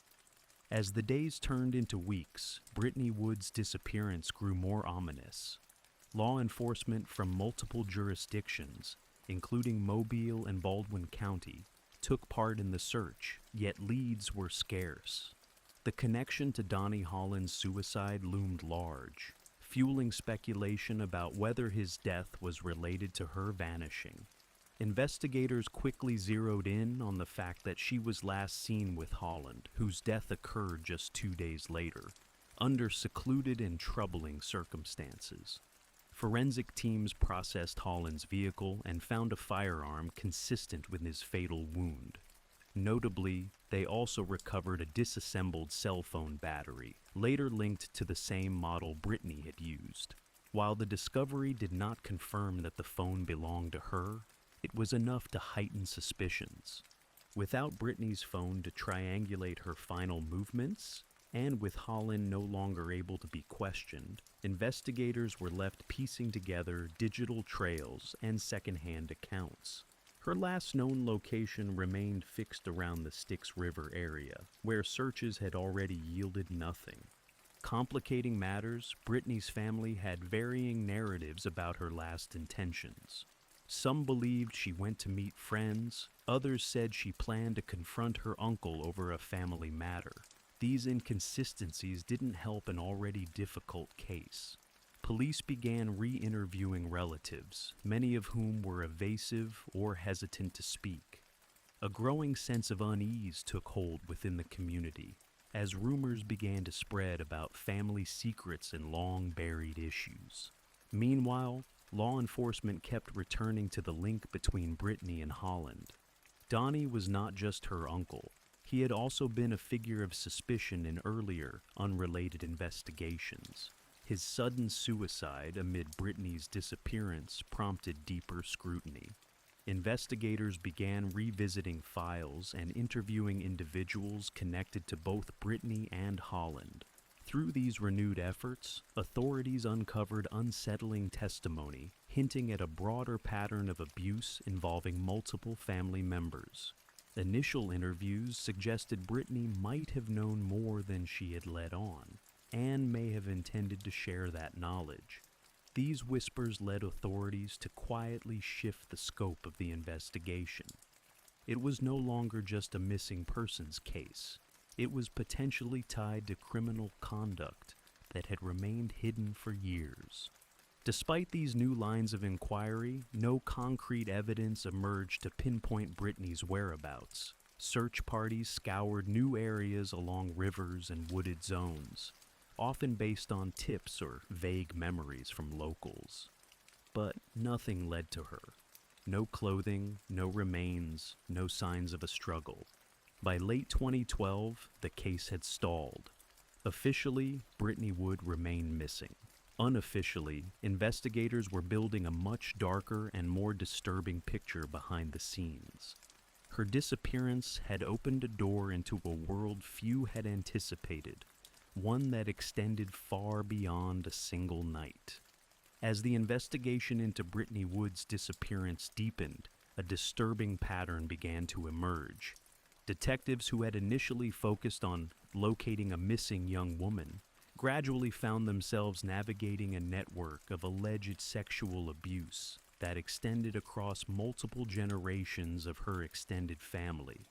The first significant development came when authorities, prompted by interviews and leads from the Wood family circle, began investigating Donnie Holland's background more thoroughly. What they found was troubling. Evidence and testimonies pointed toward a long-standing incestuous abuse ring involving several relatives. As detectives interviewed more family members, a consistent narrative began to surface. Brittany, it appeared, may have known about this network and may have been a victim herself. The uncovering began with forensic interviews of children in the family who disclosed patterns of repeated abuse. Statements implicated multiple individuals, including Brittany's uncles, cousins, and even her mother's twin sister, Wendy Holland. In each case, the testimonies included graphic details, timelines that spanned years, and often overlapped among various victims. The accounts were strikingly consistent. In early 2013, a series of arrests followed. Dustin Kent, Brittany's uncle, and Donnie Holland's half-brother, was among the first to be taken into custody. Shortly after, Wendy Holland was arrested, as were other relatives including Randall Wood and Mendy Kent. Charges ranged from rape and sodomy to sexual abuse of minors. In total, more than a dozen people were eventually implicated in the ring. Authorities described it as one of the most extensive and disturbing family-based abuse cases they had encountered. Testimony revealed that the abuse was not random or isolated. It was organized, deliberate, and had allegedly continued for years, often within the same homes. Children were passed between adults, threatened into silence, and in some cases, videotaped. The level of coordination among the offenders suggested an insular and tightly bound circle that functioned under a code of silence. Brittany's role in this story became increasingly complex. Investigators believed she may have been preparing to expose the abuse shortly before she vanished. Some of those arrested confirmed she was aware of the activities and had confided in at least one person. Her disappearance so close to Donnie Holland's suicide took on new significance. Though no direct evidence linked her knowledge of the abuse ring to her vanishing, the timing was impossible to ignore. Law enforcement began to treat the abuse investigation and Brittany's case as intertwined. While no charges related to her disappearance were ever filed, investigators believed that uncovering the full extent of the abuse might yield answers. Interviews and plea deals with arrested individuals became key tools, not just in securing convictions, but in probing whether someone knew more about what happened to Brittany. By mid-2013, the investigation into the abuse ring had expanded across state lines. New victims came forward, some recanted, others reaffirmed. Legal proceedings began to unfold, and the public's awareness of the abuse deepened. Media coverage painted a picture of generational trauma and systemic failure. Still, Brittany remained missing. Her name became inextricably linked to the unraveling of one of Alabama's most disturbing familial crimes. As arrests mounted, the scope of the criminal case stemming from Brittany Wood's disappearance became clearer. Prosecutors began building individual cases against each suspect within the alleged abuse ring. With multiple victims willing to testify and corroborating forensic evidence in several instances, a series of prosecutions unfolded through 2014 and beyond. gradually exposing the systematic abuse that had plagued the Wood and Holland families for years. Wendy Holland, Brittany's aunt, and Donnie Holland's wife, faced the most serious charges. Accusations against her included first-degree rape, sodomy, and sexual abuse. At trial, witnesses testified in detail about repeated assaults that occurred over years. Evidence included explicit videos and photos, seized devices, and consistent victim statements. In 2015, Wendy Holland was convicted and sentenced to 219 years in prison. She received the maximum sentence possible, underscoring the gravity of the charges and the scope of her role. Other family members faced similar fates. Dustin Kent, Donnie Holland's half-brother, entered a plea deal in exchange for a reduced sentence, but was still sentenced to decades behind bars. His testimony was used in subsequent trials to outline the structure and methods of the abuse ring. Randall Wood, Brittany's cousin, and Mendy Kent, another relative, were also convicted on charges that included rape and abuse of minors. In total, over a dozen individuals were prosecuted, with sentences ranging from several years to life imprisonment. The court proceedings were emotionally charged. Victims recounted traumatic experiences in front of jurors and the public. Several family members broke down on the stand, and some expressed relief at finally being heard. The testimony painted a picture of deliberate and coordinated abuse, where victims were threatened or bribed into silence, and in many cases, groomed from an early age.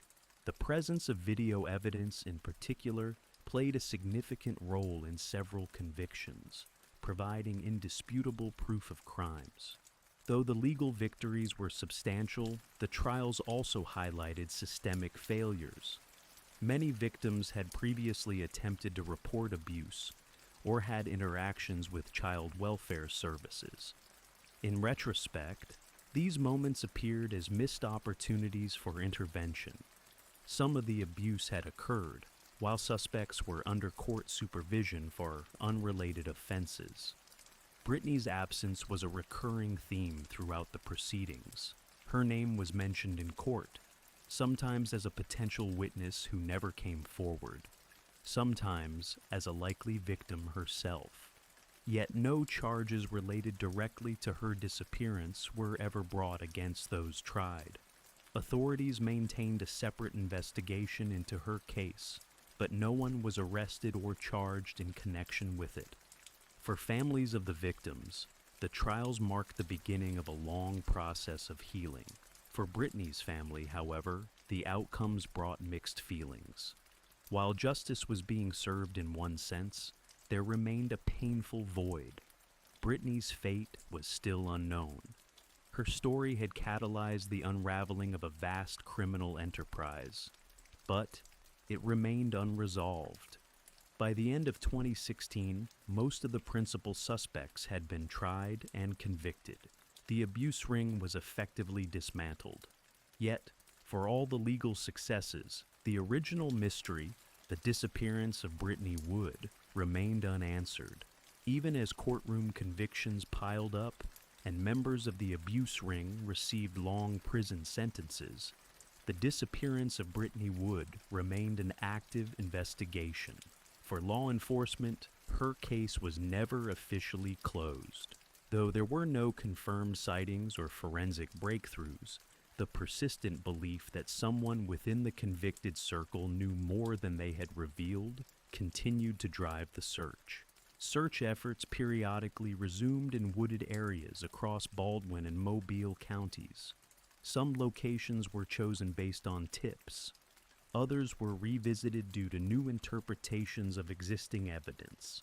Search dogs, excavation equipment, and even underwater teams were deployed during different phases of the investigation. Despite the scope of these operations, none produced conclusive evidence of Brittany's whereabouts. In the years following the initial investigation, the Alabama Department of Law Enforcement and the FBI both contributed resources to the case. Analysts re-examined phone records, interrogated location data, and reassessed interviews from early suspects. Although Donnie Holland, the last person known to have seen Brittany, was dead, his past interactions with other family members and his knowledge of isolated rural locations remained of interest. A significant development came in 2020 when investigators received a tip suggesting Brittany's body might be buried near Grand Bay, close to the Mississippi border. The tip was deemed credible enough to warrant a formal search. Law enforcement, accompanied by anthropologists and cadaver dogs, spent days combing the area. Media outlets followed the effort closely, but again, no evidence was recovered. Public interest in the case surged each time a search was conducted. Brittany's family continued to appear in interviews, pleading for anyone with knowledge to come forward. Her mother, Chessie Wood, remained vocal, participating in community awareness events and supporting missing persons networks. She maintained that Brittany would not have abandoned her daughter or disappeared voluntarily. Authorities continued to field new tips over the years. Some were dismissed quickly. Others led to interviews or minor searches. At times, individuals in custody for unrelated crimes claimed to have information, but their statements often lacked corroboration. Law enforcement remained cautious about publicizing unverified claims, wary of causing unnecessary distress to Brittany's family. Despite the efforts, no suspect has ever been charged with a crime related to Brittany's disappearance. Law enforcement publicly stated that many of the individuals already convicted for abuse had not been ruled out in her case. Investigators kept a confidential list of potential persons of interest, most of whom were already incarcerated. The nature of the abuse ring, insular, tightly connected, and built on fear, made it difficult to penetrate. Years passed, and Brittany's story became a symbol of unresolved trauma.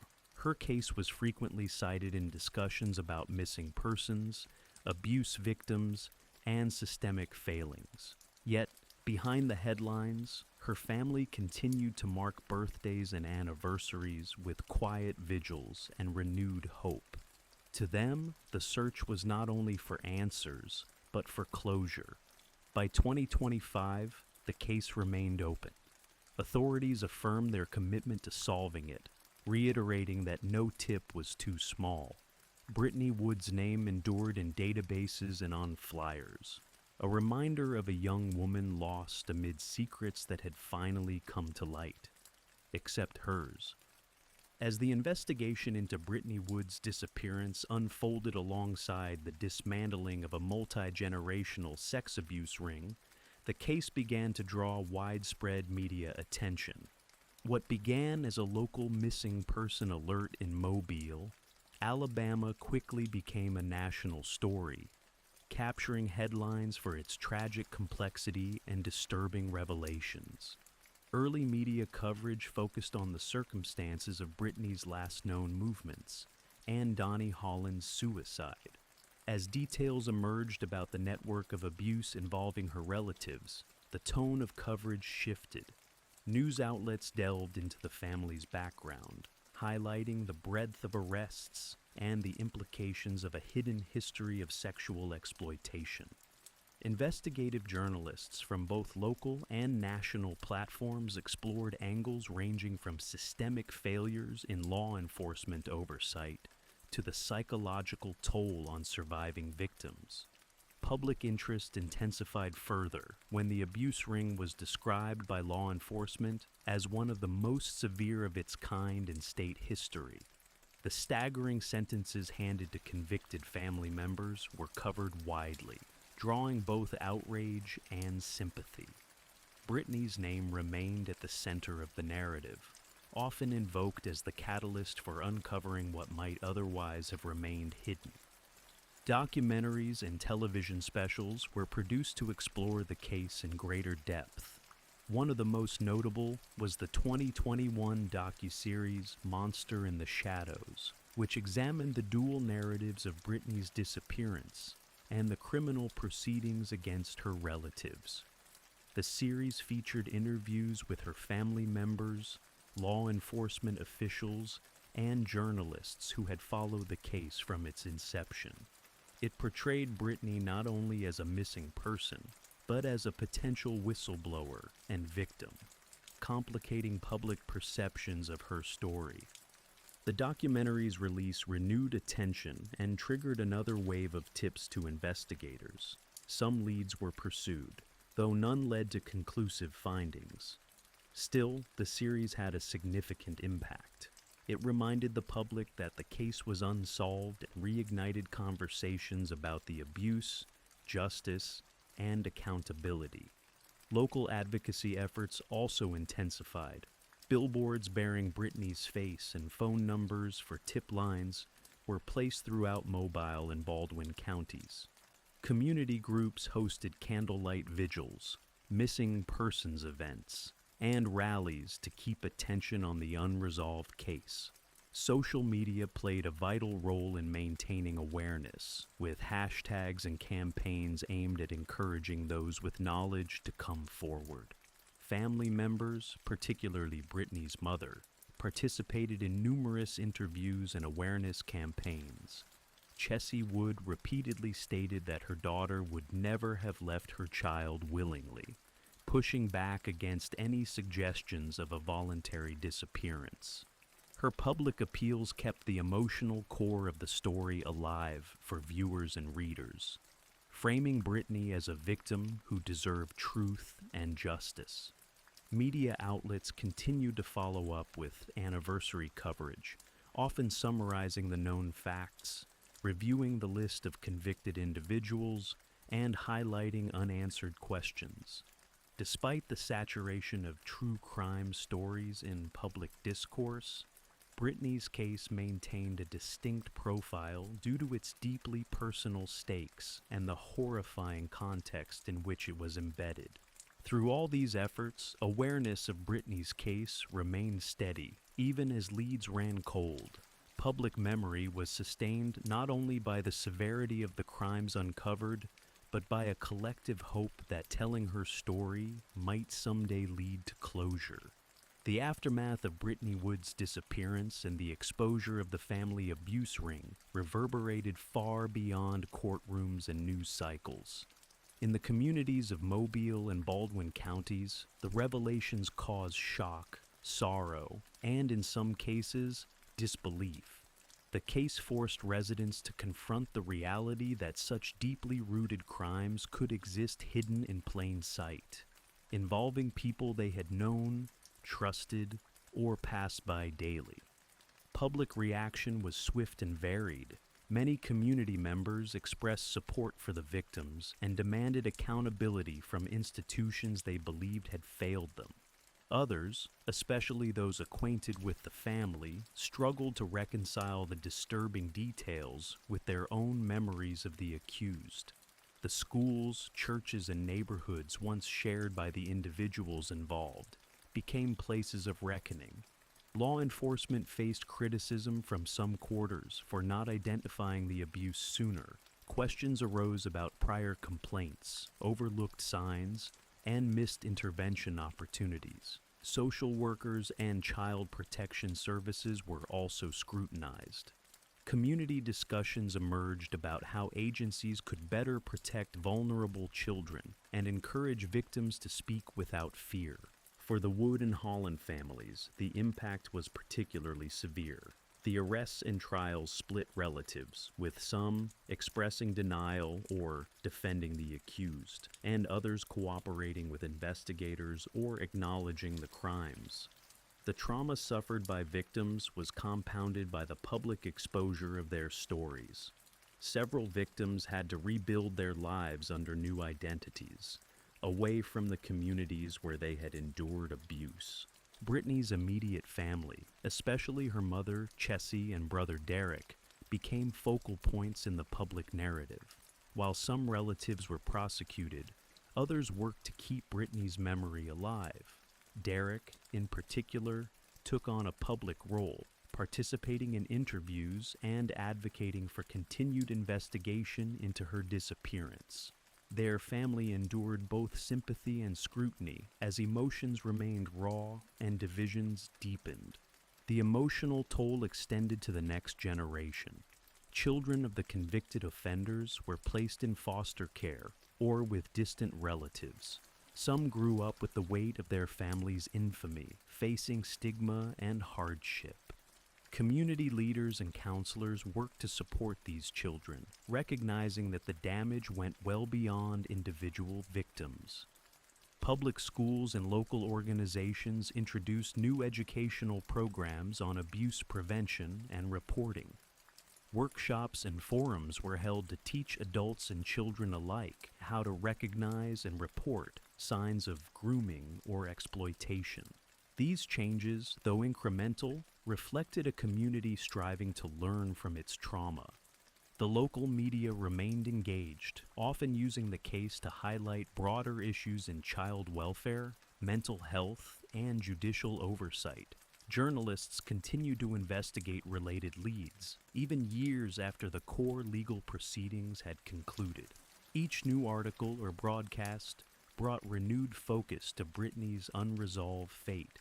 In the broader Alabama region, the case left a lasting legacy. It exposed the dangers of silence and the consequences of untreated generational abuse. It also demonstrated the power of a single event to unravel long-standing secrets, and the resilience of victims who chose to speak out.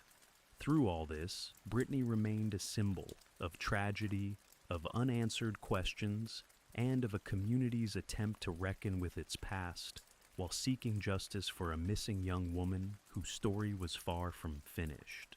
As of 2025, Brittany Wood remains missing. Nearly 13 years have passed since the 19-year-old mother vanished after a final meeting with her uncle, Donnie Holland.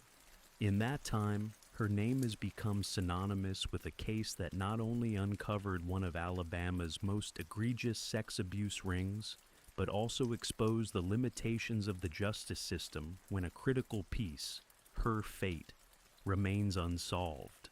Despite extensive investigations, interviews, and searches, no physical evidence has ever confirmed what happened to Brittany after May 30th, 2012. The search areas, including rivers, rural properties, and wooded tracts, were combed multiple times over the years, guided by phone records, informant tips, and logical deductions. Yet, none yielded answers. Investigators have consistently stated they believe Brittany met with foul play. Her disappearance, so closely timed with Donnie Holland's suicide, is viewed as more than coincidence. Yet, Holland's death left a critical void in the investigation. If he had knowledge about Brittany's plans or whereabouts, it died with him. And while many of Holland's associates and family members were later convicted in the abuse ring, none were charged in relation to her disappearance. One persistent theory is that Brittany may have intended to report what she knew about the ongoing abuse. Several individuals claimed she was planning to come forward, possibly providing law enforcement with evidence. If true, it could have made her a target. However, no formal witness statement from her exists, and no direct threats against her were documented. As such, while investigators consider this a plausible motive, they lack the evidence to substantiate it. The Alabama Law Enforcement Agency maintains Brittany's case in its active missing persons database. Every few years, forensic age progression images are released to show what she might look like today. These updates serve both as reminders and tools, hoping someone will recognize her or offer a credible tip. But to date, none have led to a breakthrough. The broader legal proceedings also failed to produce a definitive answer. During the trials of her relatives, prosecutors occasionally reference Brittany, suggesting she was likely aware of or possibly victimized by the abuse. Yet none of the convicted individuals admitted to harming her or disposing of her body. Those who spoke in court either denied knowledge or refused to comment on her disappearance. Over the years, numerous tips have emerged, some pointing to burial sites, others to witnesses allegedly silenced by fear. In each case, authorities followed up, but the leads fizzled. False confessions and misinformation further complicated the case. Despite this, investigators stress that any tip, however small, is reviewed seriously. For her family, the absence is enduring. Brittany's daughter, now a teenager, has grown up in the shadow of her mother's unresolved story. Public appeals from family members continue, particularly around anniversaries or new media attention. They remain hopeful that one day someone will speak, or some overlooked detail will bring resolution. The unanswered questions remain central. Did someone close to Brittany harm her to protect secrets? Was she silenced before she could speak out? Or did she leave willingly and later meet an unknown fate? Without a body, confession, or forensic evidence, these remain possibilities rather than certainties. What is known is that Brittany Wood's disappearance set in motion a wave of justice for many abuse victims. Yet the young woman at the center of it all is still unaccounted for.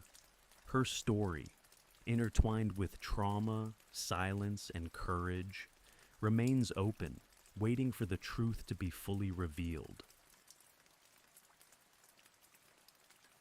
Lassie Denise Rocha was born on May 4th, 1975, in Modesto, California. Raised in a close-knit family, she was known for her warm demeanor, outgoing personality, and a deep affection for animals and gardening. Lassie's early life was rooted in the Central Valley, where she maintained strong bonds with her mother, Sharon Rocha, and her extended family. She attended California Polytechnic State University in San Luis Obispo, where she majored in ornamental horticulture. During her college years, she met Scott Lee Peterson. Scott Peterson, originally from San Diego, shared an interest in golf and came from a middle-class background. He studied agricultural business at Cal Poly. The two began dating, and their relationship progressed steadily. Lacey's friends and family later described their pairing as affectionate and promising, with Lacey envisioning a future grounded in family and stability. After their marriage in 1997, the Petersons moved to Modesto. They bought a 3-bedroom home in an upscale neighborhood and began establishing their life together. Lassie found part-time work as a substitute teacher, while Scott started a job with Trade Corp USA, a fertilizer and agricultural supply company. Neighbors described the couple as seemingly content, often seen gardening together or walking their golden retriever, Mackenzie. By 2002, the couple was expecting their first child. Lacey, 7 months pregnant with a boy they planned to name Connor, immersed herself in preparing for motherhood. She decorated the nursery and bought baby clothes, while attending prenatal yoga and spending time with her family. As Christmas approached, Lacey was making plans for a festive holiday with relatives. Friends and relatives later recounted that Lacey was excited and active despite her pregnancy. In contrast, Scott's demeanor, while not overtly troubling, raised subtle concerns in retrospect. Some friends noted he seemed distracted or withdrawn, but nothing suggested any immediate danger. Outwardly, they remained the picture of a young couple awaiting a new chapter in their lives. This idyllic image would begin to unravel with a sudden and shocking disappearance, one that would grip national attention and unearth hidden truths. On the morning of December the 24th, 2002, the Peterson home in Modesto appeared calm. Lassie, 8 months pregnant, planned a low-key day of household errands and preparing for the evening's Christmas Eve dinner at her family's house. According to Scott Peterson, Lacey intended to walk their dog, Mackenzie, around the neighborhood and then bake cookies for the holiday. Scott stated that he left the house late in the morning to go fishing at the Berkeley Marina, a location roughly 90 miles away. He said he towed a small aluminum boat to the marina, launched it into the bay, and fished for a few hours before returning home around 5:15 p.m. When he arrived, Lacey was not there, and their dog was found in the yard, still wearing its leash. Alarmed by Lacey's absence, Scott began making calls. He left a message on her phone and contacted her mother, Sharon. By early evening, the family became concerned enough to contact police. At 6 p.m., Lacey Peterson was officially reported missing. Police arrived at the Peterson residence shortly thereafter. Inside, there were no signs of forced entry or struggle. Her keys, wallet, and sunglasses were found in her purse in a closet. Her car was still parked in the driveway. A search for Lacey began almost immediately. Friends, family, neighbors, and volunteers spread throughout the area. Flyers were printed and distributed across Modesto and surrounding communities. The police organized search parties using helicopters, mounted units, and canine teams. Public appeals for help were issued, and media coverage began to build. Investigators questioned Scott about his whereabouts, and he explained his fishing trip. He produced receipts and a parking stub as verification. He appeared cooperative and offered to take a polygraph test, though he never followed through. Officers noted his calm demeanor and lack of visible distress, which stood in contrast to the urgency expressed by Lacey's family. As Christmas came and went, there was still no sign of Lacey. Vigils were held, and a reward fund was established. The Modesto Police Department classified the case as high priority. Within days, Scott Peterson's story, once a background detail, began drawing greater scrutiny. In the days following Lacey Peterson's disappearance, law enforcement escalated their efforts. The Modesto Police Department established a dedicated tip line and formed a task force. Hundreds of officers, volunteers, and canine units combed parks, fields, and waterways. Lacey's family made public appeals, expressing hope and urging anyone with information to come forward. The story soon drew national media attention. From the start, detectives focused on establishing a timeline and confirming alibis. Scott Peterson's account of the day was dissected. He said he left around 9:30 a.m. to fish in Berkeley. Cell phone records confirmed calls he made from the area, and a parking receipt from the marina at 12:54 p.m. supported part of his narrative. However, investigators noted the peculiarity of choosing to fish in cold weather on Christmas Eve, a day when Lacey, nearing her due date, might have preferred his presence. Neighbors provided mixed statements. One neighbor reported seeing Mackenzie wandering alone with a muddy leash mid-morning. Another mentioned seeing Scott's truck and boat trailer around 10:30 a.m. Police began collecting surveillance footage from area businesses and traffic cameras to track Scott's route. No definitive video of Lacey after the morning of December 23rd was ever found. Scott gave several media interviews in the early days. He reiterated his hope that Lacey would return and denied involvement. But his composure, particularly during televised interviews, drew public skepticism. Many noted his lack of visible emotion and reliance on past tense when speaking of Lacey. Meanwhile, the family tried to maintain a unified front. Initially, they supported Scott, with Lacey's mother urging the public not to jump to conclusions. Behind the scenes, the police were growing more suspicious. On December 26th, they searched the Peterson home and impounded Scott's truck, boat, and computer. They noted a freshly mopped kitchen floor and retrieved items including a comforter, tools, and Scott's fishing gear. Cadaver dogs were brought in to inspect the house and boat. While no conclusive forensic evidence was immediately reported, the lack of signs pointing to a break-in or abduction raised questions. Attention also turned to Scott's behavior. In addition to declining a polygraph, he reportedly avoided media briefings and became increasingly evasive. By early January 2003, law enforcement had not ruled him out as a suspect.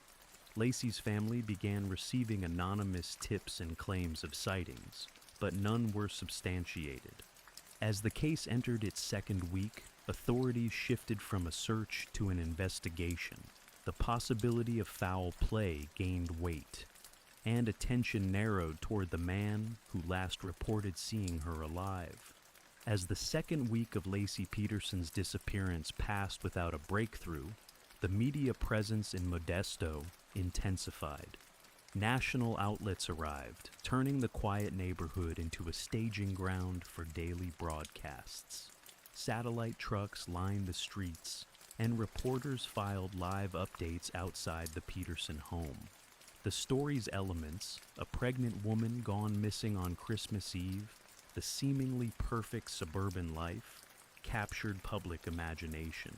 Television programs aired daily segments, and tabloids ran headlines speculating on theories and motives.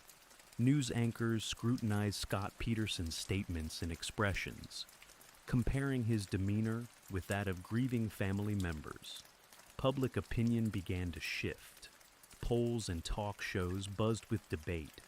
Was he a grieving husband, or was there something more beneath the surface? Scott became a central figure in the media narrative. His interviews were re-aired and analyzed in slow motion. In one notable segment, he corrected a reporter by saying, "Laci was amazing," using the past tense. Such details were seized upon by audiences and commentators. The court of public opinion began forming a verdict before any formal charges were filed. The Peterson family and Rocha family presented contrasting fronts. Initially united, tension began to emerge. As media reports uncovered more about Scott's personal life, Laci's family grew wary. Though they had initially stood beside him, their tone became less certain. The media's role influenced every step of the case. Law enforcement acknowledged that public pressure spurred rapid developments. Volunteers kept Laci's image in the spotlight by organizing vigils, distributing flyers, and setting up a website with updates and donation options. Talk shows, legal analysts, and roundtable discussions dissected the investigation nightly. Experts weighed in on everything from body language to forensic techniques. The press also highlighted inconsistencies, including Scott's reluctance to attend certain events or his shifting explanations. With so much coverage, rumors became difficult to separate from facts. Unconfirmed sightings of Laci poured in from across the country, forcing police to divert resources to follow false leads. Tips, theories, and anonymous claims flooded the tip line. Still, no confirmed sightings or physical evidence emerged. While the media attention brought renewed tips and kept the case alive in public memory, it also transformed it into a spectacle. The pressure mounted, not just on investigators, but on the Peterson family and the community of Modesto. The spotlight would soon reveal even more, starting with a revelation that would change the course of the investigation. As January 2003 progressed, scrutiny of Scott Peterson intensified. Police continued monitoring him closely, while the media dissected every move he made. His actions and demeanor, both in private and public, began to raise red flags. Law enforcement noted his detachment and lack of visible urgency. Laci's family, once supportive, grew increasingly concerned with Scott's behavior and his apparent lack of transparency. One turning point came during a vigil for Lacey, where Scott's aloof presence was noted by several attendees. He appeared distracted, avoided eye contact, and spent time speaking on his phone rather than engaging with family. In conversations with investigators, he began to show inconsistencies in his timeline, revising details of his fishing trip and changing descriptions of his actions that day. Behind the scenes, investigators had started surveillance on Scott, tracking his movements and communications. They tapped his phone, hoping to uncover any hidden information. What they discovered changed the trajectory of the case. Scott was having an affair. Authorities learned he had been involved with a woman named Amber Frey, a massage therapist from Fresno. According to Amber, Scott had told her he was single and that he had lost his wife prior to their relationship. She came forward voluntarily after recognizing him on the news and contacted Modesto police. Investigators immediately began working with her. Amber agreed to wear a wire and record phone conversations with Scott. These recordings captured him maintaining his deception, even after Lacey's disappearance had made national headlines. In one call, Scott spoke to Amber on New Year's Eve, while attending a vigil for Lacey, and pretended he was in Paris, describing fireworks over the Eiffel Tower. In reality, he was standing among Lacey's grieving family in Modesto. The emergence of this affair had a profound impact. Public perception of Scott plummeted. What had been circumstantial suspicion now took on the shape of motive. Investigators pointed to the affair as a possible reason Scott wanted to escape his marriage. Lacey's family, devastated by the revelation, publicly withdrew their support. Sharon Rocha, Lacey's mother, made emotional statements expressing betrayal and grief. Scott attempted to explain the affair by calling it irrelevant to the case, but the damage was done. His credibility eroded further, and his image shifted from a distraught husband to a potential suspect with a motive to kill. The case, once centered on a missing woman, had now become a murder investigation in all but name. Amber Frey's public appearance on January 24th, 2003, marked a pivotal moment in the case. In a brief but impactful press conference arranged by her attorney, Gloria Allred, Amber stated that she had been misled by Scott Peterson and that she was cooperating fully with law enforcement. Her statement, clear and resolute, revealed she had been unaware of Lacey's existence until after the news coverage began. Her decision to assist police gave investigators crucial leverage in their case. The recordings made by Amber, under police guidance, became central to understanding Scott's mindset during the weeks Lacey was missing. In the taped conversations, Scott continued to lie about his whereabouts and relationship status. Despite the growing media attention, he told Amber he was traveling in Europe, describing imaginary business meetings and landmarks, even as he attended Lassie's candlelight vigil and fielded calls from her desperate family. The tapes revealed more than deception. They portrayed a man who appeared emotionally detached from the disappearance of his pregnant wife. In several calls, Scott offered reassurances to Amber about their future together, avoided discussing Lacey, and made no mention of the unfolding investigation. To police and prosecutors, these conversations pointed to a deliberate effort to maintain a double life, one that might have provided motive for murder. Public reaction to Amber's emergence was swift. Sympathy for Scott, already eroding, collapsed. Media outlets ran the story non-stop, airing clips of her press conference and transcripts of the calls. Talk shows, legal analysts, and newspaper editorials debated the implications. To many, the affair framed a motive. Scott wanted out of his marriage without the burdens of divorce or fatherhood. Lacey's family expressed their anguish. Sharon Rocha and Ron Gransky, her stepfather, addressed the public, calling Scott's betrayal deeply painful. They urged the police to pursue justice. For investigators, the affair clarified the timeline of Scott's actions and gave them a critical angle from which to build their case. Amber continued cooperating with law enforcement, appearing for interviews and preserving records. Her testimony would later be instrumental in court, where she described Scott's deceit and her growing suspicions. Her credibility, bolstered by her proactive cooperation, was difficult to challenge. With motive now publicly exposed, Scott became the focus of mounting legal and investigative pressure. Police intensified their forensic work and began building a narrative for prosecution. The case, still officially missing persons, was now moving steadily toward the expectation of homicide. With Scott Peterson now the prime suspect, investigators began assembling the circumstantial and physical evidence that would become the foundation of the prosecution's case.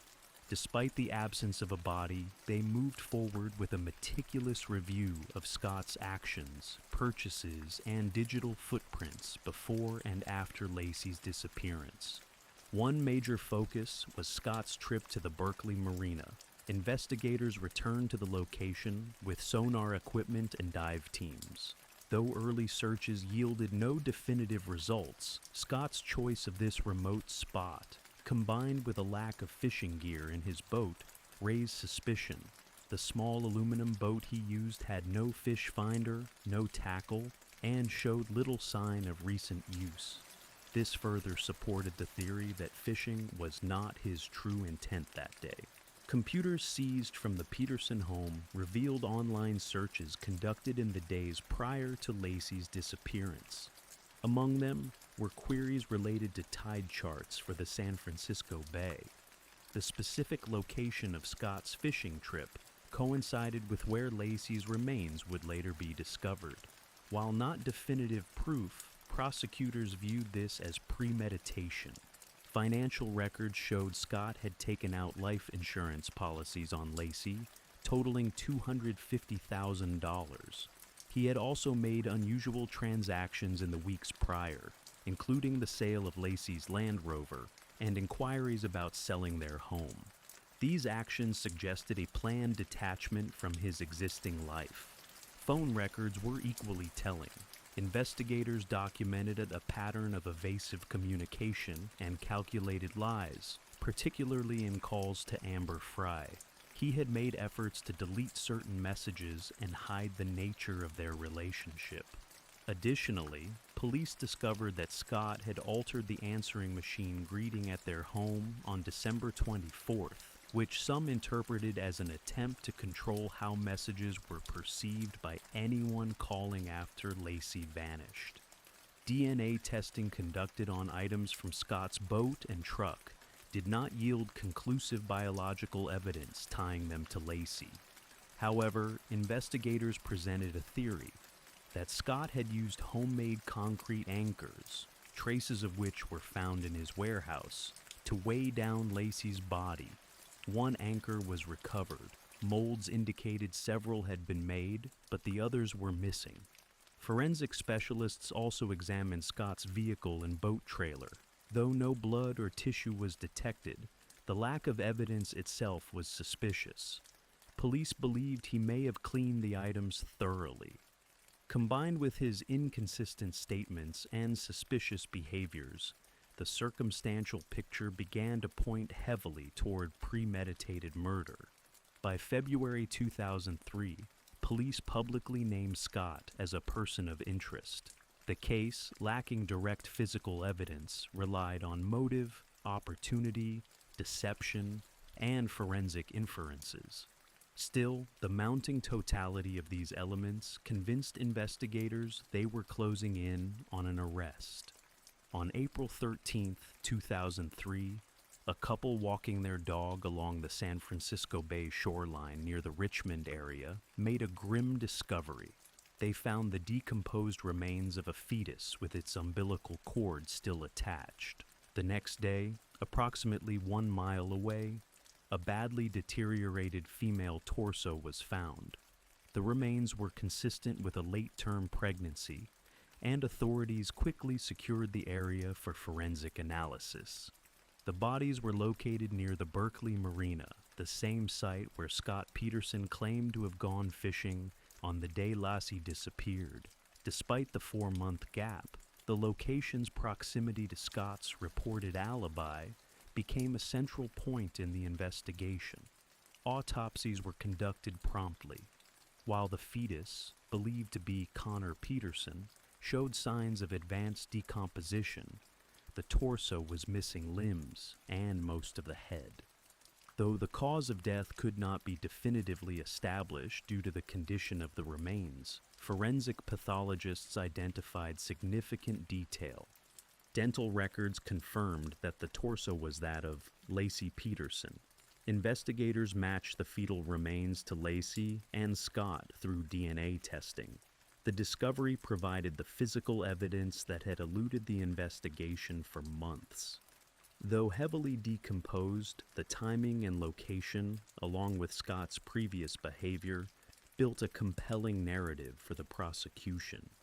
Media coverage surged again. Crowds gathered near the recovery site, and news outlets broadcast live reports. The story that had captivated the nation now had a tragic conclusion. Vigils were held, and mourners placed flowers near the bay. Lacey's family issued a statement expressing sorrow, but also relief at finally having answers. For Scott Peterson, the situation became dire. Law enforcement, already monitoring him closely, prepared for arrest. He had been under near constant surveillance and had made several moves that raised concern.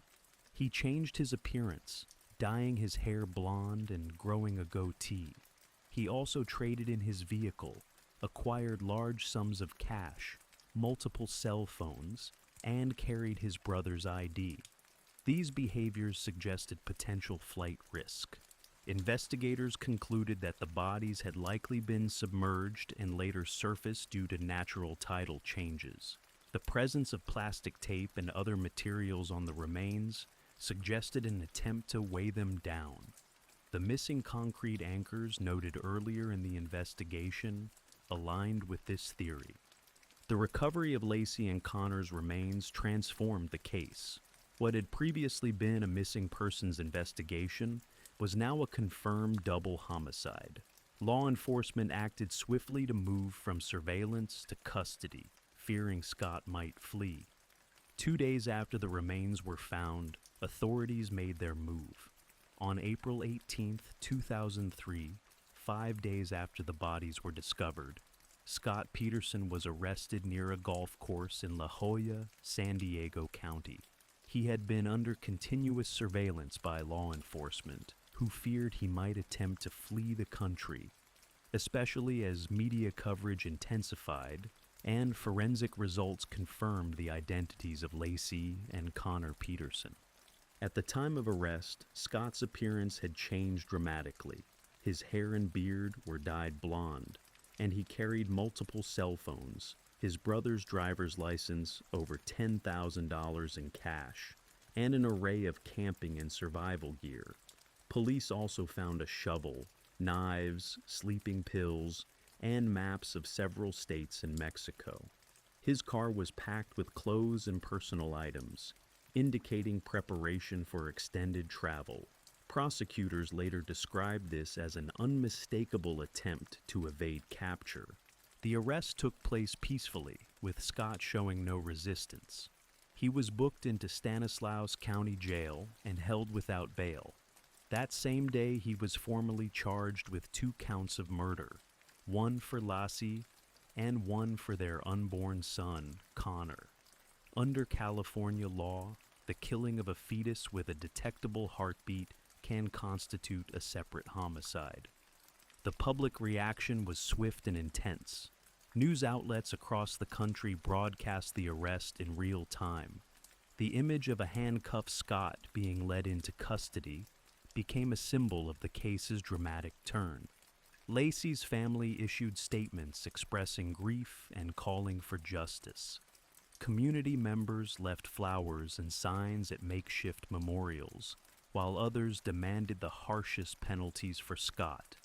The Stanislaus County District Attorney's Office announced they would seek the death penalty. They cited aggravating factors, including the calculated nature of the crime, Scott's deception during the investigation, and the killing of a pregnant woman.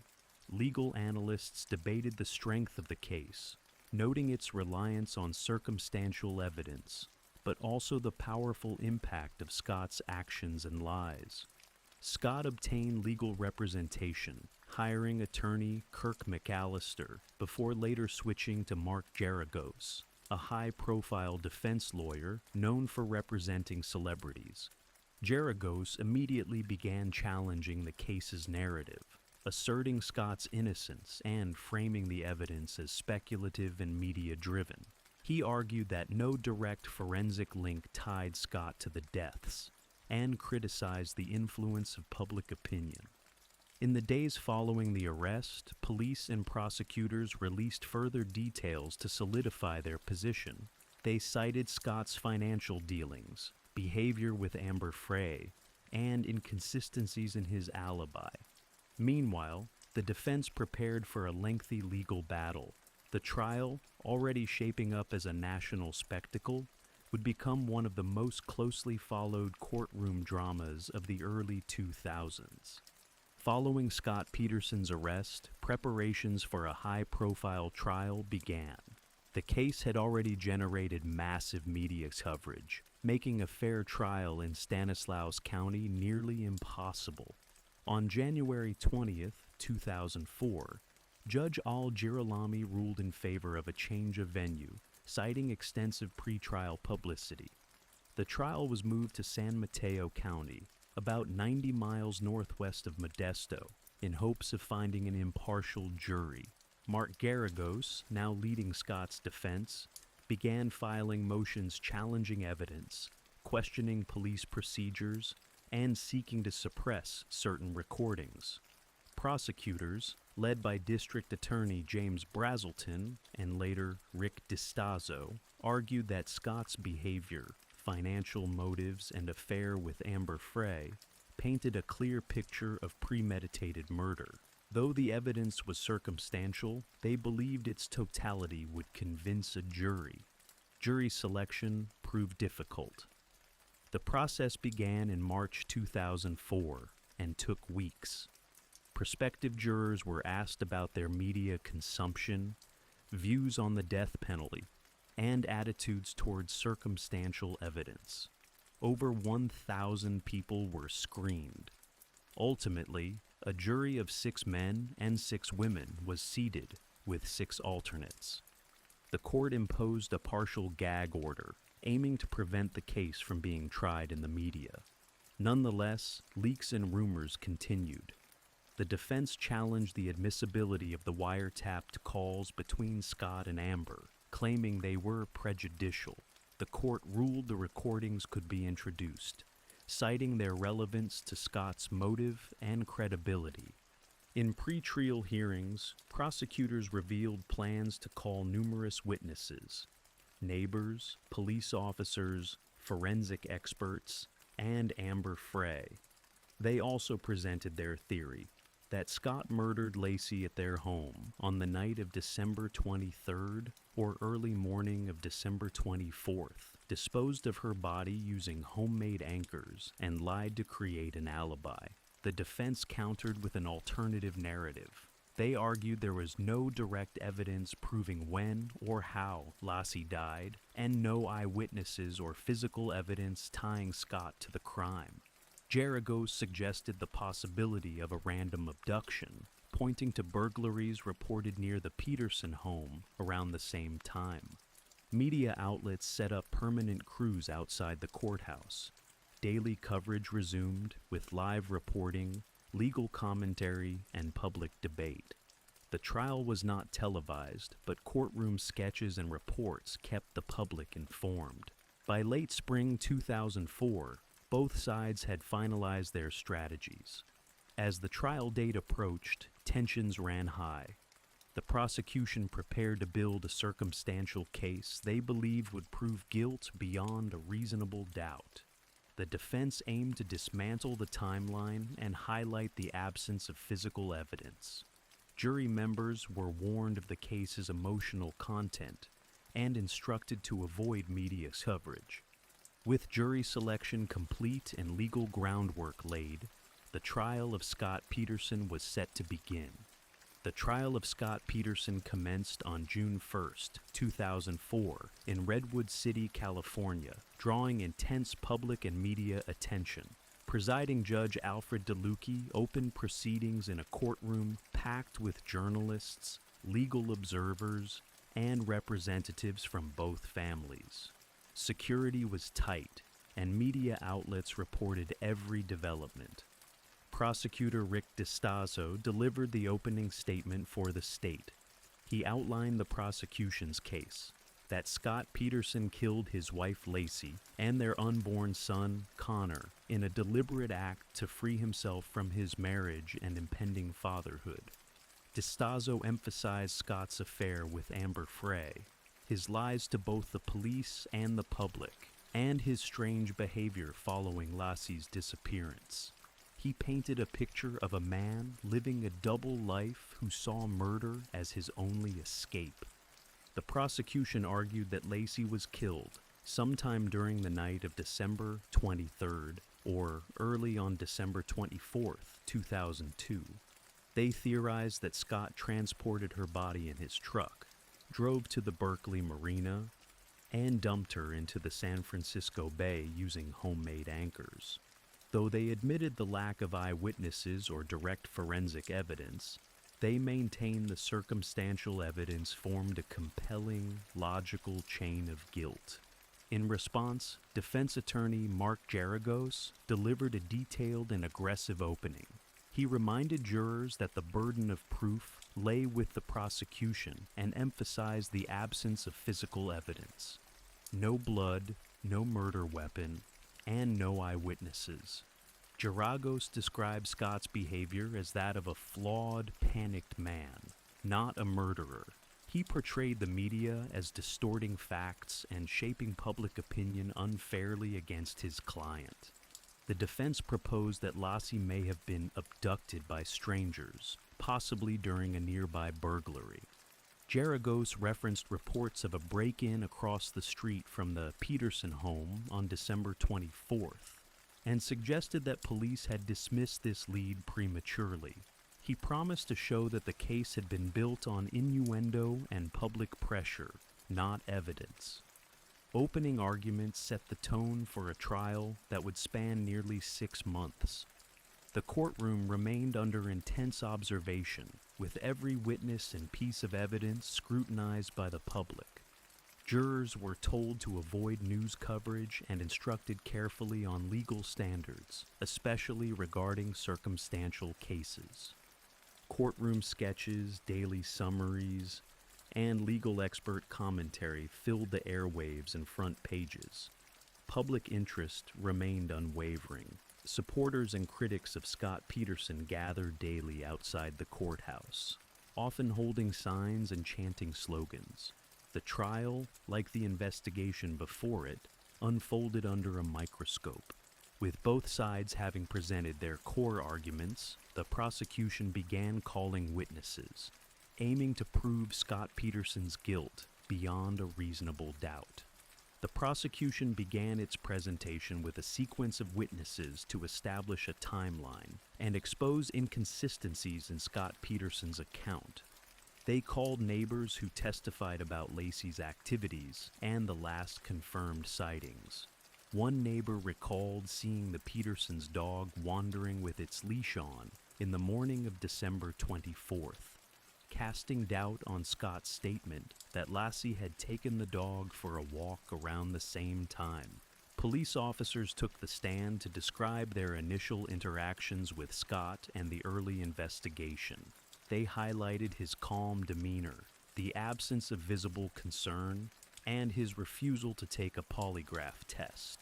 They also noted Scott's statements had shifted over time, including differing accounts of the fishing trip and his failure to mention the affair with Amber Frey until confronted.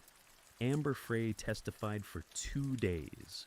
She described meeting Scott in November 2002 and his assertion that he was single. She recounted how she learned about Lacey's disappearance from news reports and how she contacted police. Jurors heard recordings of phone conversations in which Scott told Amber he was in Paris, even as he attended vigils for Lacey. Amber remained composed under cross-examination, maintaining that she had no knowledge of Scott's marriage when their relationship began. Investigators testified about Scott's computer searches in the days leading up to Lacey's disappearance. They noted visits to websites about boat launches and bay currents. Though defense lawyers argued this was circumstantial, the prosecution suggested it demonstrated premeditation. The forensic presentation was crucial.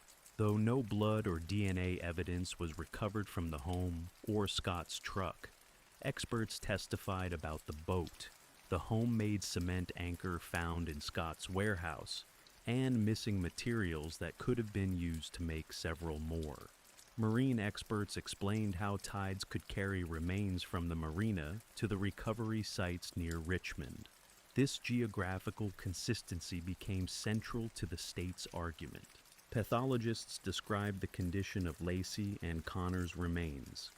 While the cause of death could not be definitively determined due to decomposition, the location and circumstances supported the theory that they had been dumped at sea.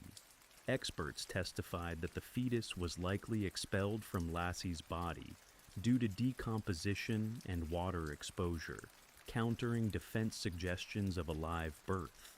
Throughout the trial, prosecutors carefully built their case around motive, opportunity, and behavior.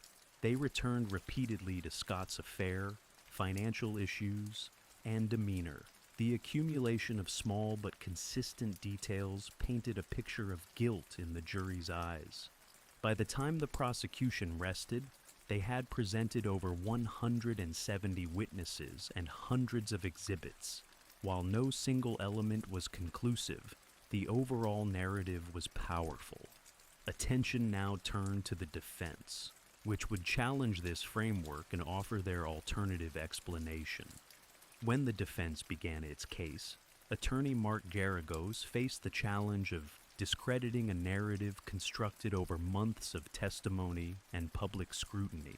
His strategy centered on creating reasonable doubt by questioning the timeline, pointing out the absence of direct evidence, and presenting alternative theories. Garagos opened by revisiting the timeline on December 24th, arguing that the burglary across the street from the Peterson home had not been adequately investigated. He called witnesses who reported suspicious activity near the Medina residence, including a neighbor who saw a van and unknown individuals that morning. The defense implied that Lacey might have confronted intruders and been abducted, a theory the prosecution had dismissed. To support Scott's fishing alibi, the defense called boat ramp employees and other witnesses from the Berkeley Marina area. While none recalled seeing Lacey's body, some testified to the general quietness of the marina that day, supporting the idea that Scott could have fished undisturbed. Garagos also emphasized that there was no forensic evidence, no blood, no hair, no trace, linking Scott to a murder scene, whether at the house, warehouse, or in his truck. Expert witnesses were used to counter the prosecution's claims about tide movement and decomposition. A hydrologist argued that water currents in the San Francisco Bay were unpredictable, and that the location where Lacey and Connor's remains were found could not definitively be traced back to the Berkeley Marina.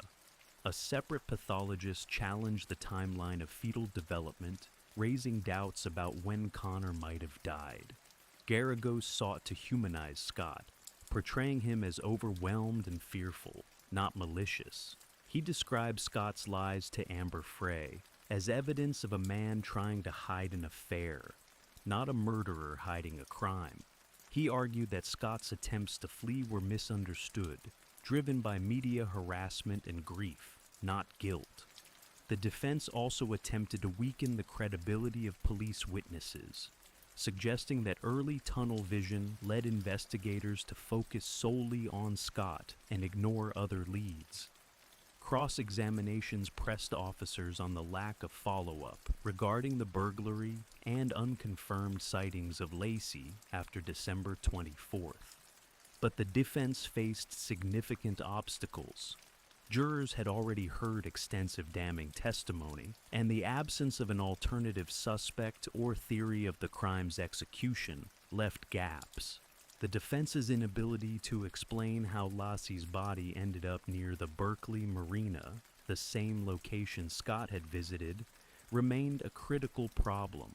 After weeks of witness testimony, rebuttals, and expert analysis, both sides concluded their presentations. The jury would soon begin deliberations, tasked with deciding Scott Peterson's fate based on a case built not on physical proof, but on a web of behavior, timelines, and contradiction. Deliberations in the Scott Peterson trial began on November 3, 2004. Jurors received extensive instructions from Judge Alfred DeLucchi, who outlined the legal standards for first-degree and second-degree murder, as well as the unique circumstances of charging a defendant with 2 counts, one for Lacey Peterson and one for her unborn child, Connor. The jury had spent over 5 months in court, sifting through more than 500 pieces of evidence and testimony from nearly 200 witnesses. After a week of deliberations, a juror was dismissed for misconduct.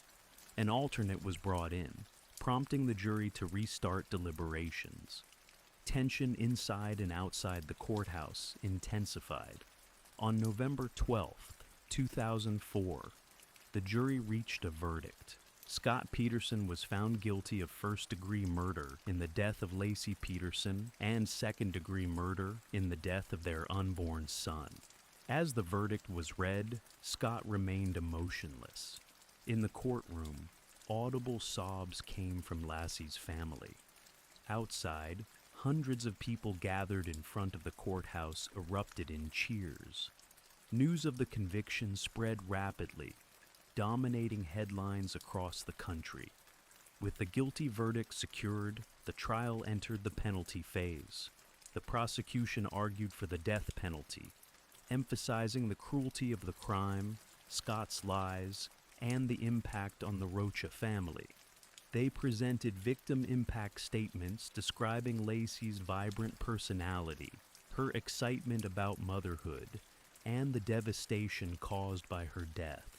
Sharon Rocha and Ron Gransky spoke through tears, recalling their loss and the suffering endured during the investigation and trial. The defense pleaded for life imprisonment, arguing that Scott's lack of prior criminal history and the circumstantial nature of the evidence did not warrant execution. Geragos asked jurors to spare Scott's life, asserting that the case was still riddled with uncertainty and that mitigating factors should prevail.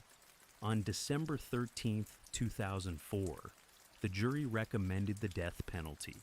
Formal sentencing took place on March 16, 2005.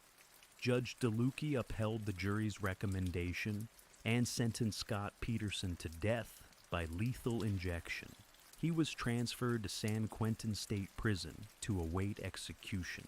The sentencing marked the end of a long and emotionally charged legal process. For Lacey's family, the verdict brought a sense of justice, though not closure.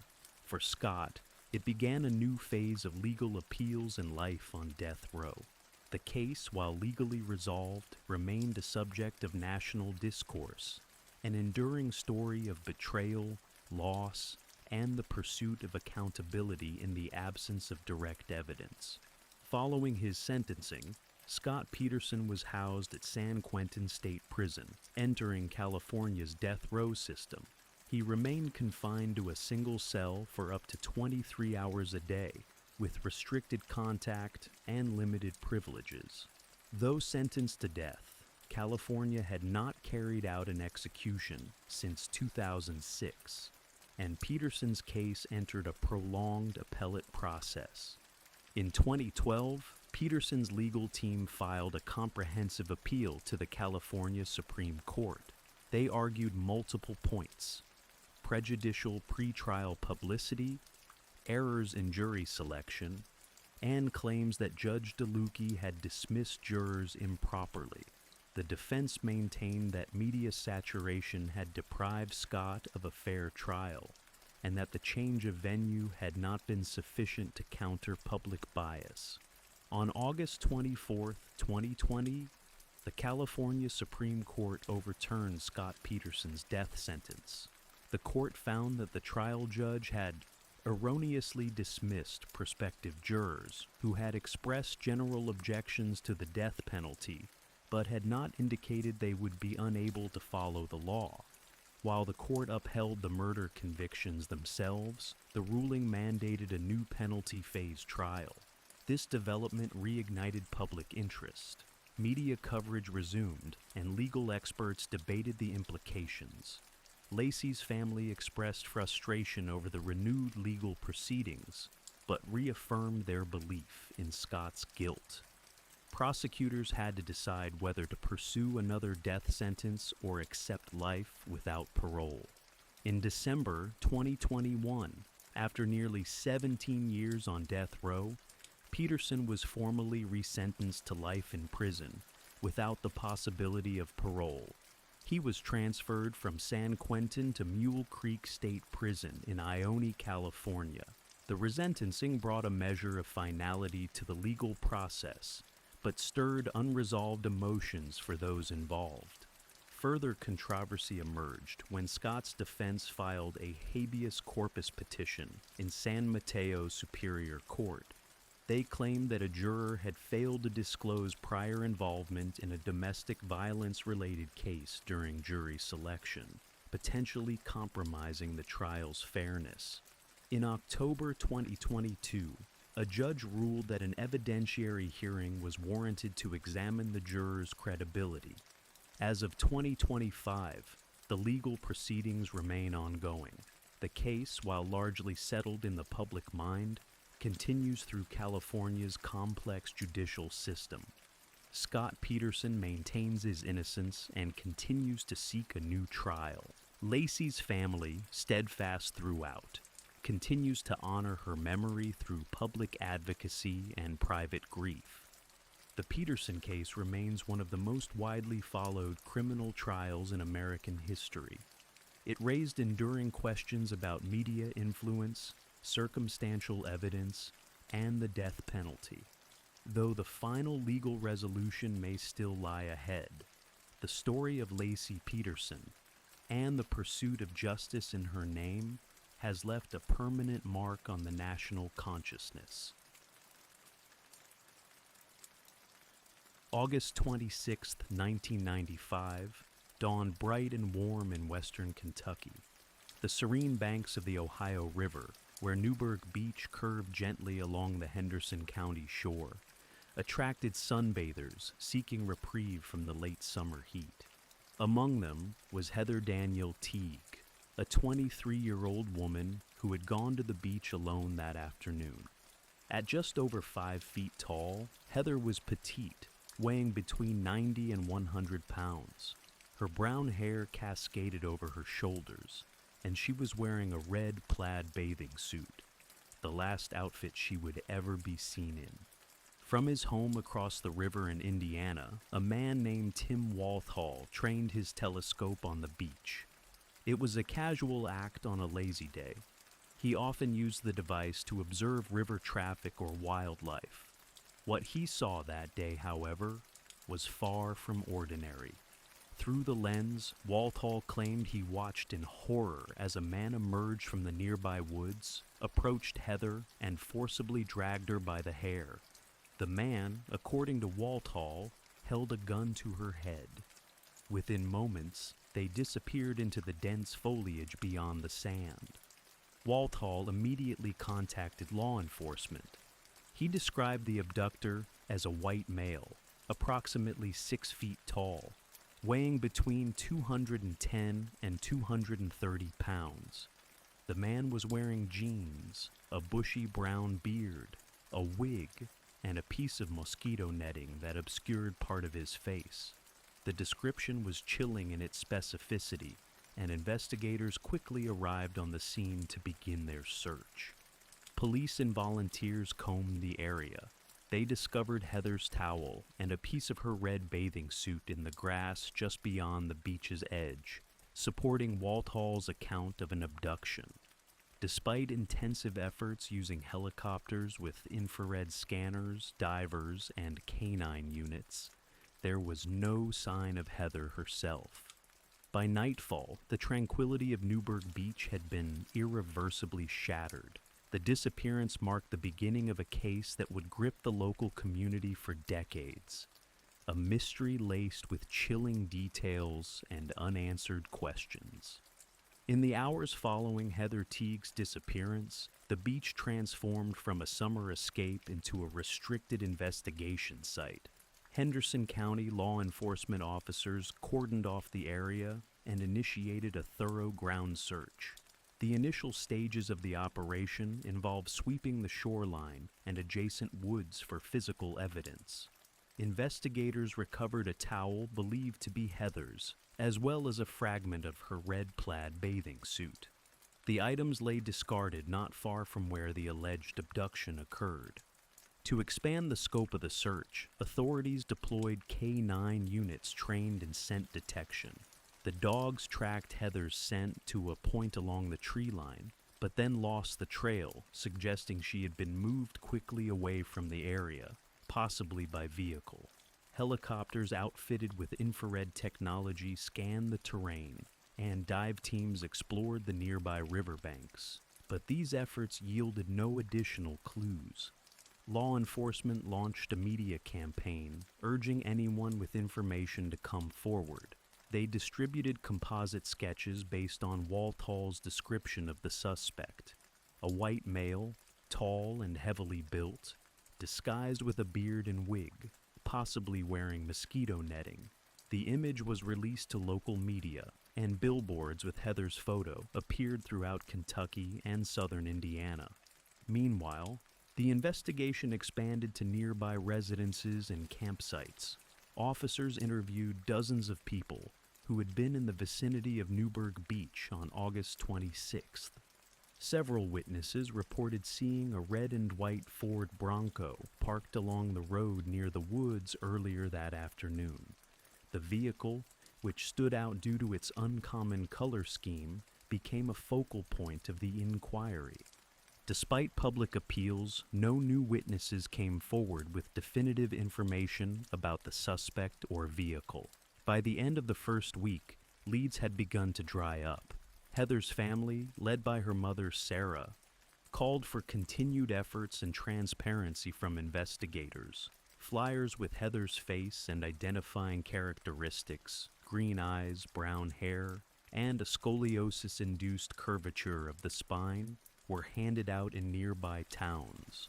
The pressure on law enforcement mounted as days passed without a break in the case. What began as a hopeful search had shifted into a grim pursuit of answers in what now seemed like a planned and deliberate act. Behind the scenes, investigators were beginning to piece together connections that would lead them to a name, and a suspect whose actions would only deepen the mystery. Within days of the abduction, attention turned to a red and white Ford Bronco that multiple witnesses had spotted parked near the wooded area at Newburgh Beach around the time of Heather Teague's disappearance. Acting on this lead, police traced the vehicle to Marvin Ray Marty Dill, a 38-year-old resident of Henderson County. Dill's appearance bore a strong resemblance to the composite sketch distributed to the public. His build, facial structure, and general demeanor matched the witness description. On August 29th, law enforcement conducted a routine traffic stop on Dill, intending to question him.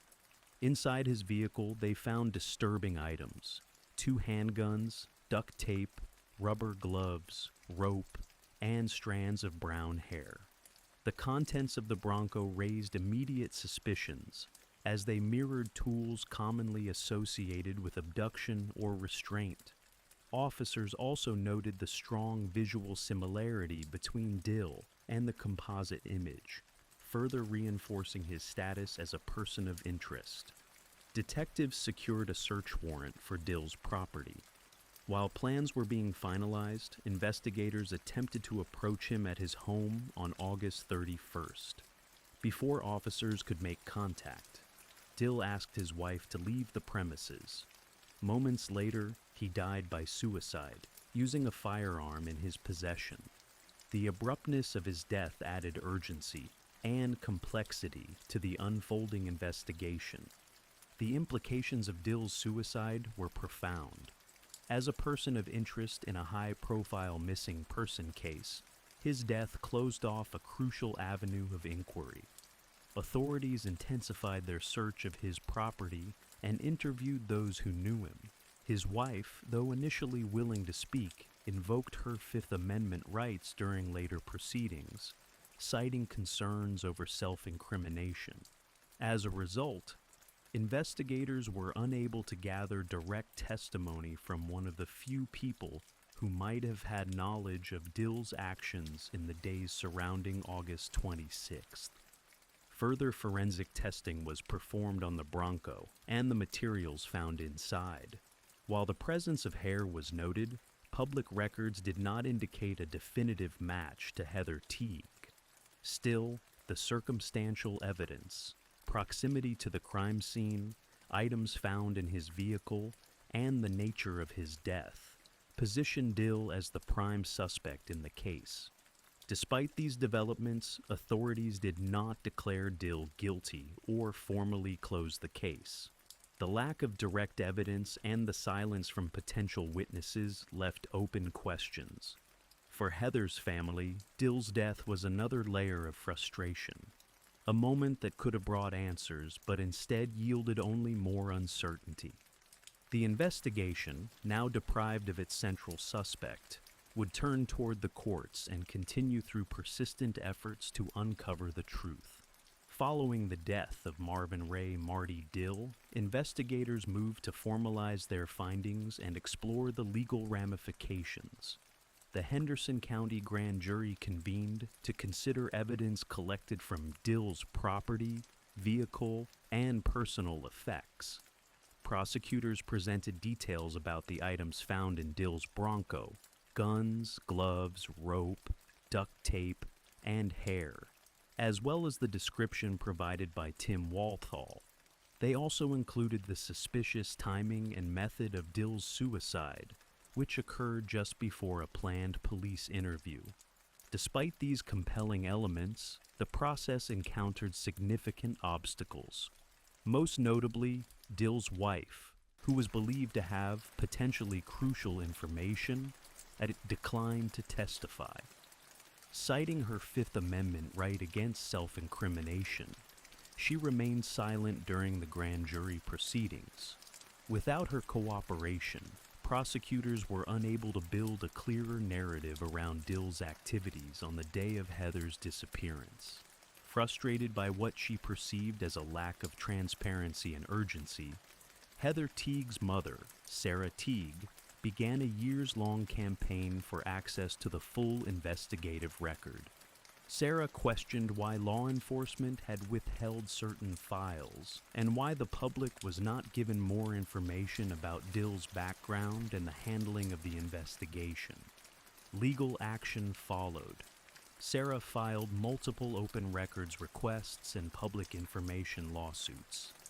These efforts sought the release of police reports, witness statements, and forensic analyses. One of her early cases, filed in state court, alleged that investigators had not only mishandled evidence but also intentionally obstructed the search for Heather by keeping the public in the dark. Court responses to her filings were mixed. While some documents were eventually released under court order, others remained sealed or redacted.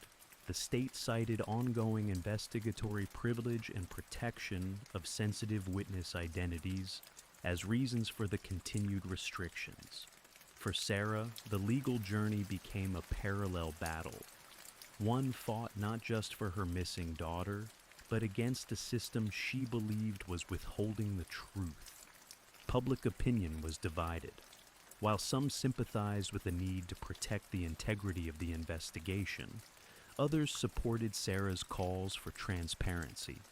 Media outlets began reporting more regularly on the case, especially as new filings revealed details about inconsistencies in the handling of the initial evidence and delays in processing forensic materials.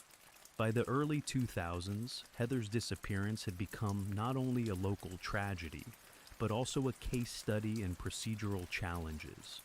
Without new physical evidence or eyewitness accounts, and with the central suspect deceased, the case stalled. Yet the legal momentum spurred by Sarah's actions ensured that Heather's name remained in the headlines. It was a quiet persistence that refused to let the case slip into silence. As the years passed and the official investigation into Heather Teague's disappearance stagnated, law enforcement explored alternative leads. Among them was a name that emerged through overlapping timelines and unsettling similarities: Christopher J. Below.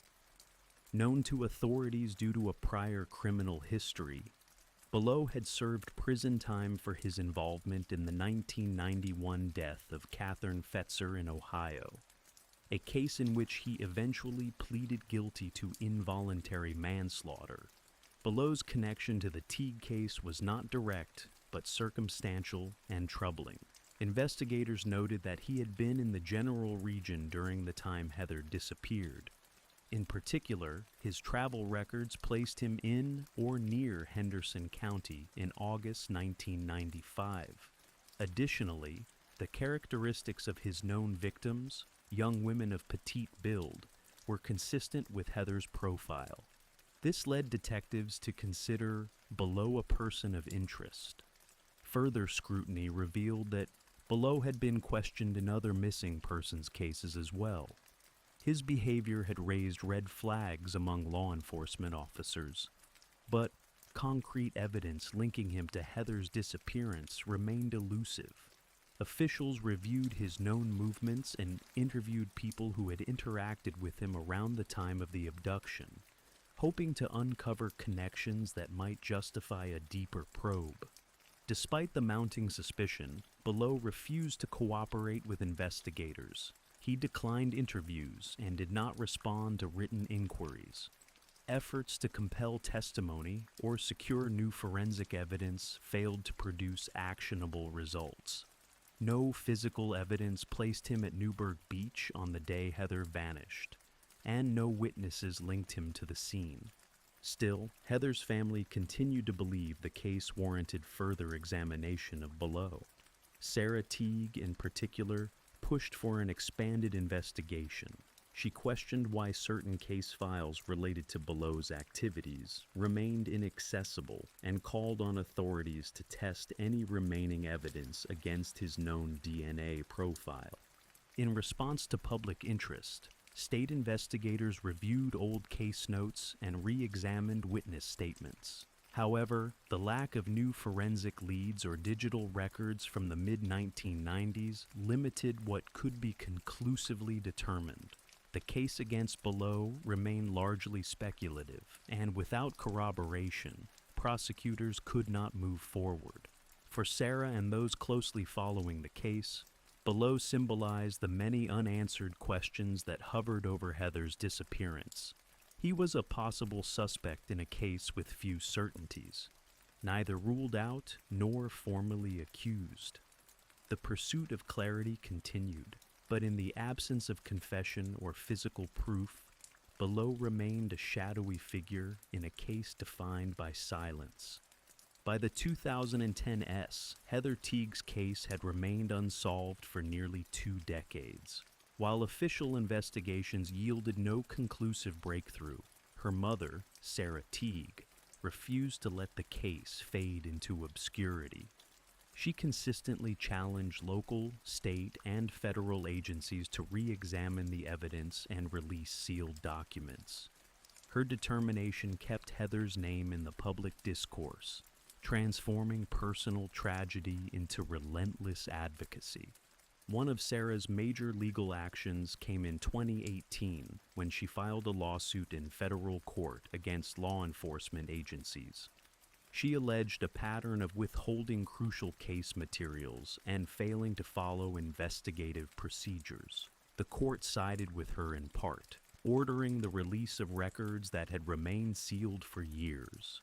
The judge also awarded her over $25,000 to cover litigation expenses, marking a rare victory in her long struggle for transparency. Among the documents released were detailed reports on the early searches, analysis of items found in Dill's vehicle, and communications between agencies regarding potential leads. Though the records did not contain a conclusive answer to Heather's fate, they illuminated investigative missteps and inconsistencies that had fueled Sarah's mistrust for years. The disclosures reignited public interest, prompting calls for a renewed look at the case. In 2020, a renewed effort was made to re-examine physical evidence using advanced forensic methods not available in 1995. Heather's bathing suit bottoms, recovered near the scene, were submitted for DNA analysis to a specialized lab in Virginia. The results of that testing, as of 2025, remain pending, with law enforcement citing the complexity and backlog of cold case evaluations. Still, the effort signaled a rare development in a case long marked by stasis. In a significant step forward, the Kentucky Attorney General appointed a special prosecutor to review the case comprehensively. The move came after sustained public pressure and increasing scrutiny of unresolved files.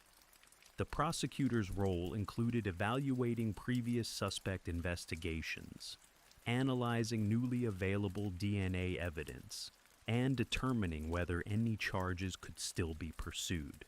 Despite these advances, uncertainty continues to surround the case.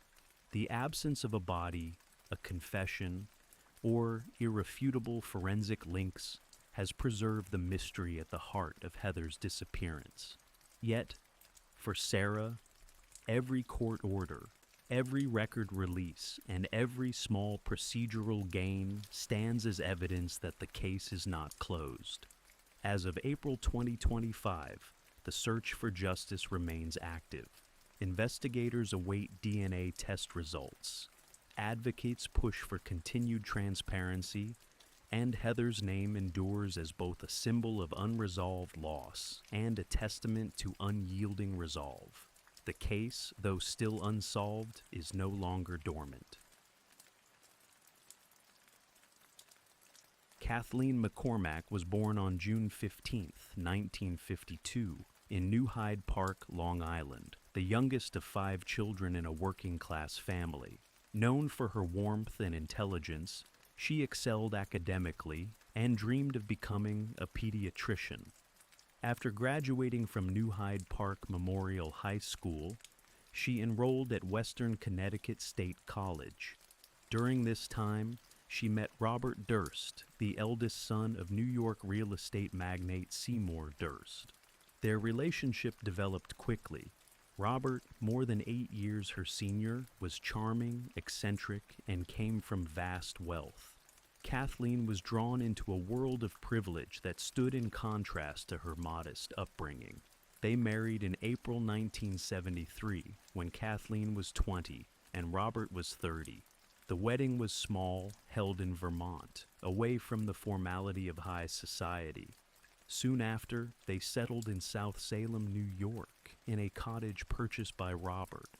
Despite the outward appearances of success, their marriage was complicated. Robert's reluctance to fully engage in the family business and his reclusive nature contrasted with Kathleen's ambition and sociability. Still, she supported him, even working in his health food store in Manhattan during the early years of their marriage. By the late 1970s, Kathleen enrolled in the Albert Einstein College of Medicine in the Bronx, with plans to specialize in pediatrics. Balancing her studies and domestic life, she often commuted long hours and maintained high grades. Friends and classmates remembered her as determined and kind-hearted. She hoped to graduate in the summer of 1982, a milestone that would mark a turning point in her independence. Over time, however, cracks began to show. Kathleen confided in friends about stress at home and concerns regarding her husband's behavior. But in public, the couple often appeared composed, maintaining the facade of stability. By the winter of 1981, Kathleen was nearing the end of her medical training. She had expressed interest in separating from Robert, reportedly seeking advice from friends and legal counsel about divorce. Yet, she continued to live at the South Salem residence, frequently traveling to Manhattan for her rotations. The final weeks of her life would be marked by growing tension and unease. But at this point, she remained focused on completing her studies and planning for a future that now seemed increasingly uncertain. Behind closed doors, the Durst marriage had begun to erode. Friends and colleagues noticed changes in Kathleen's demeanor during her final year of medical school. Though she remained focused on her academic goals, her expressions of frustration grew more frequent.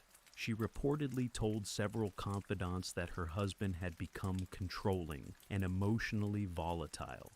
Incidents of domestic tension were not isolated. In 1981, Kathleen visited a Bronx hospital for injuries she claimed were caused by Robert. Friends said she appeared with bruises on more than one occasion. And there were reports she once fled their home in fear, seeking refuge with friends in Manhattan. While Kathleen downplayed the events publicly, she privately described an increasingly toxic home life. Their social life also began to fracture. Once regulars in Manhattan's elite circles, the couple gradually retreated from public events.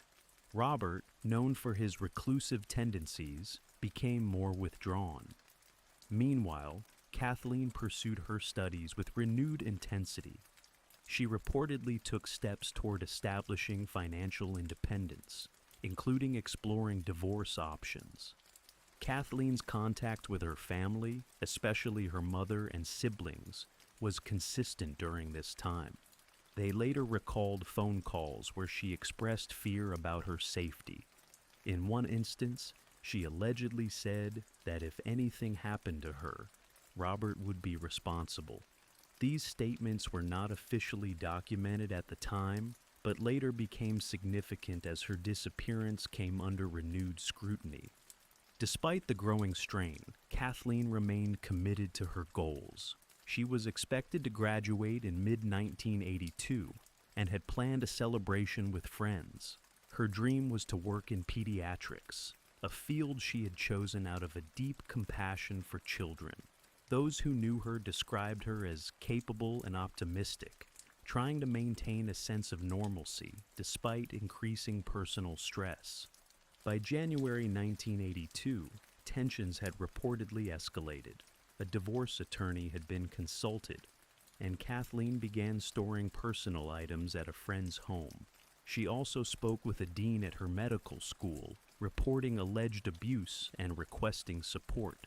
These steps pointed to a woman preparing to reclaim control of her life. But within weeks, she would vanish, leaving behind a trail of unanswered questions and concerns that would persist for decades. On Sunday, January 31st, 1982, Kathleen McCormick Durst made an unplanned appearance at a dinner party held by her friend, Gilbert Najami, in Newtown, Connecticut. She arrived late, appeared visibly upset, and wore sweatpants. An unusual choice given her normally meticulous appearance.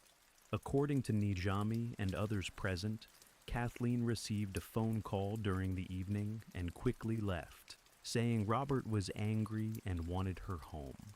This was the last confirmed sighting of Kathleen. Robert Durst later told police he drove her to the Katona train station that night so she could return to their Manhattan apartment. He claimed she intended to attend classes the next day at Albert Einstein College of Medicine. This account, however, was met with skepticism. No one at the school reported seeing her on February 1st, and she never contacted anyone after that evening. Durst said he spoke with Kathleen by phone later that night, once she was at the Manhattan apartment.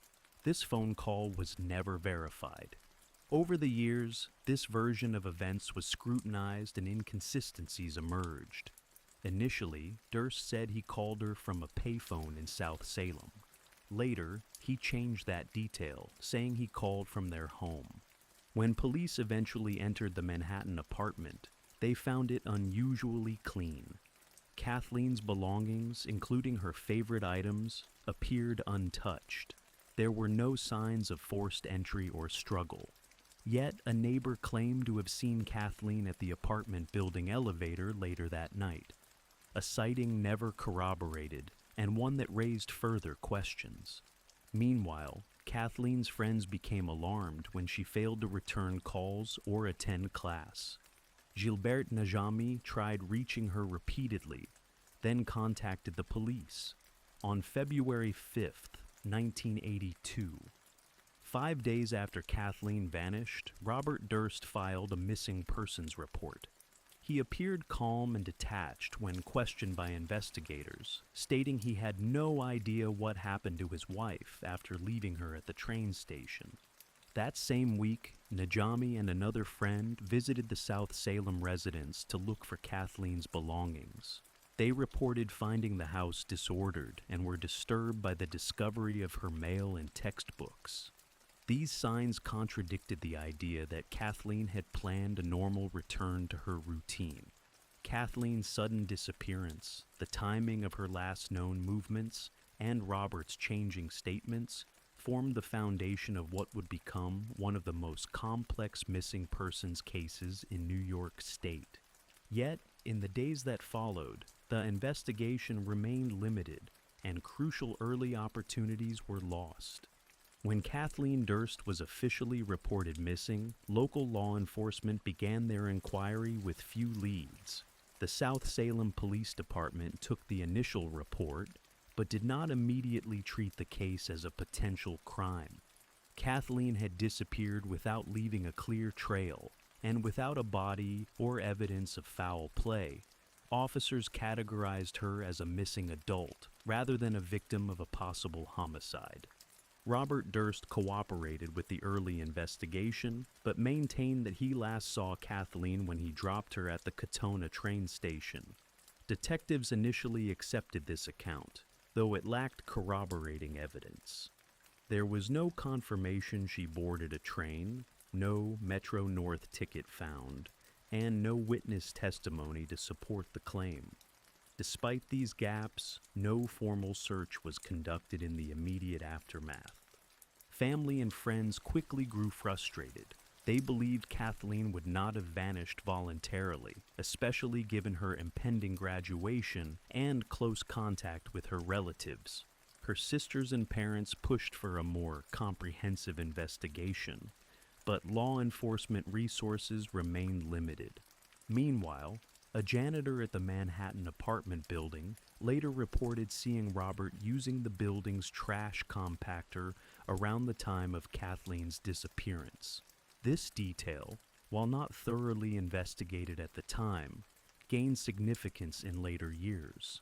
Compactor records were not preserved, and the area was never searched, leaving open the possibility that crucial evidence had been destroyed. Investigators interviewed Kathleen's acquaintances and collected statements from friends who recounted her fears and previous conflicts with Robert. Gilbert Najami told police about Kathleen's urgent phone call and her distressed state during the dinner party. Other friends described prior instances of physical abuse.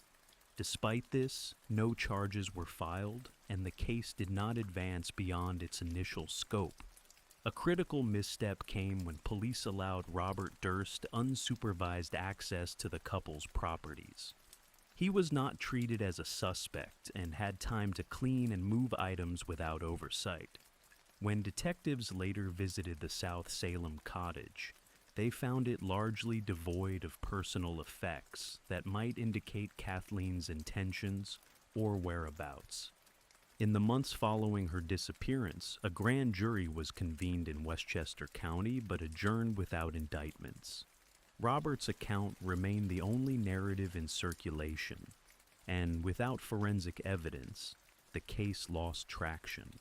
Kathleen was declared legally dead in 2017, but for her family and the public, questions about that winter night in 1982 continued to linger, forming the core of a mystery that refused to fade. For nearly 2 decades, Kathleen Durst's disappearance remained unresolved. No new evidence emerged, and the investigation remained dormant.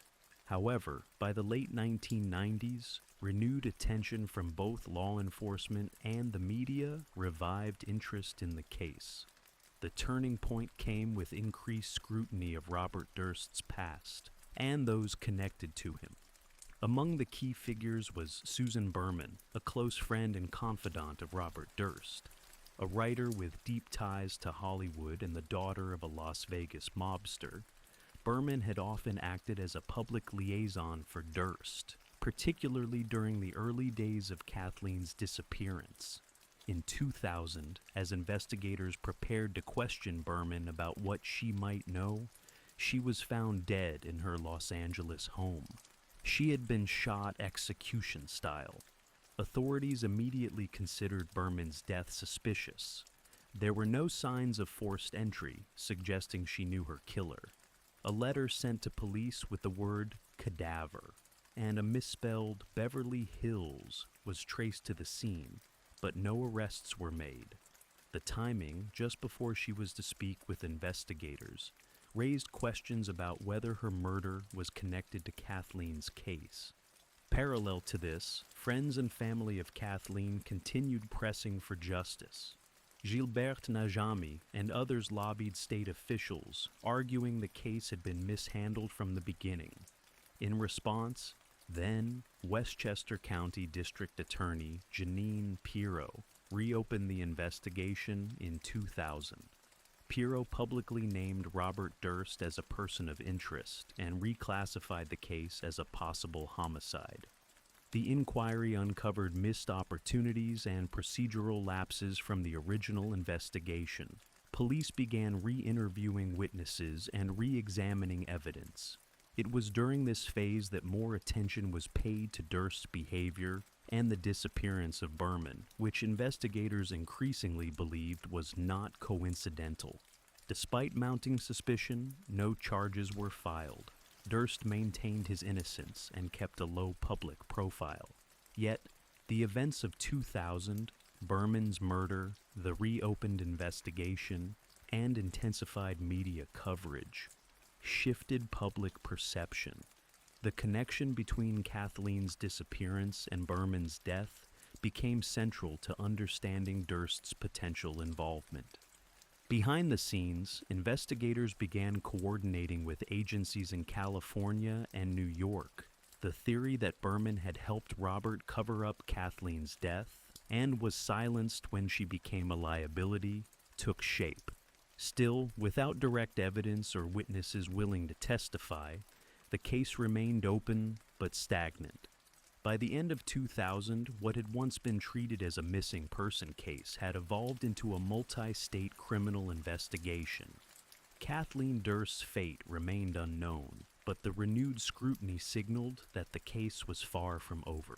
In 2001, Robert Durst surfaced in an unexpected location, Galveston, Texas. Living under the alias Dorothy Siner, he disguised himself as a mute woman to avoid detection. He rented a modest apartment and kept a low profile. Durst's movements suggested he was trying to evade law enforcement attention after the reopening of Kathleen's case and the murder of Susan Berman. While in Galveston, Durst befriended an elderly neighbor, Morris Black. Their relationship was volatile, and in September 2001, Black was found dismembered in Galveston Bay.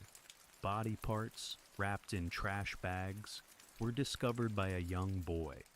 A search of Durst's apartment revealed evidence connecting him to the crime, including bloodstains and receipts.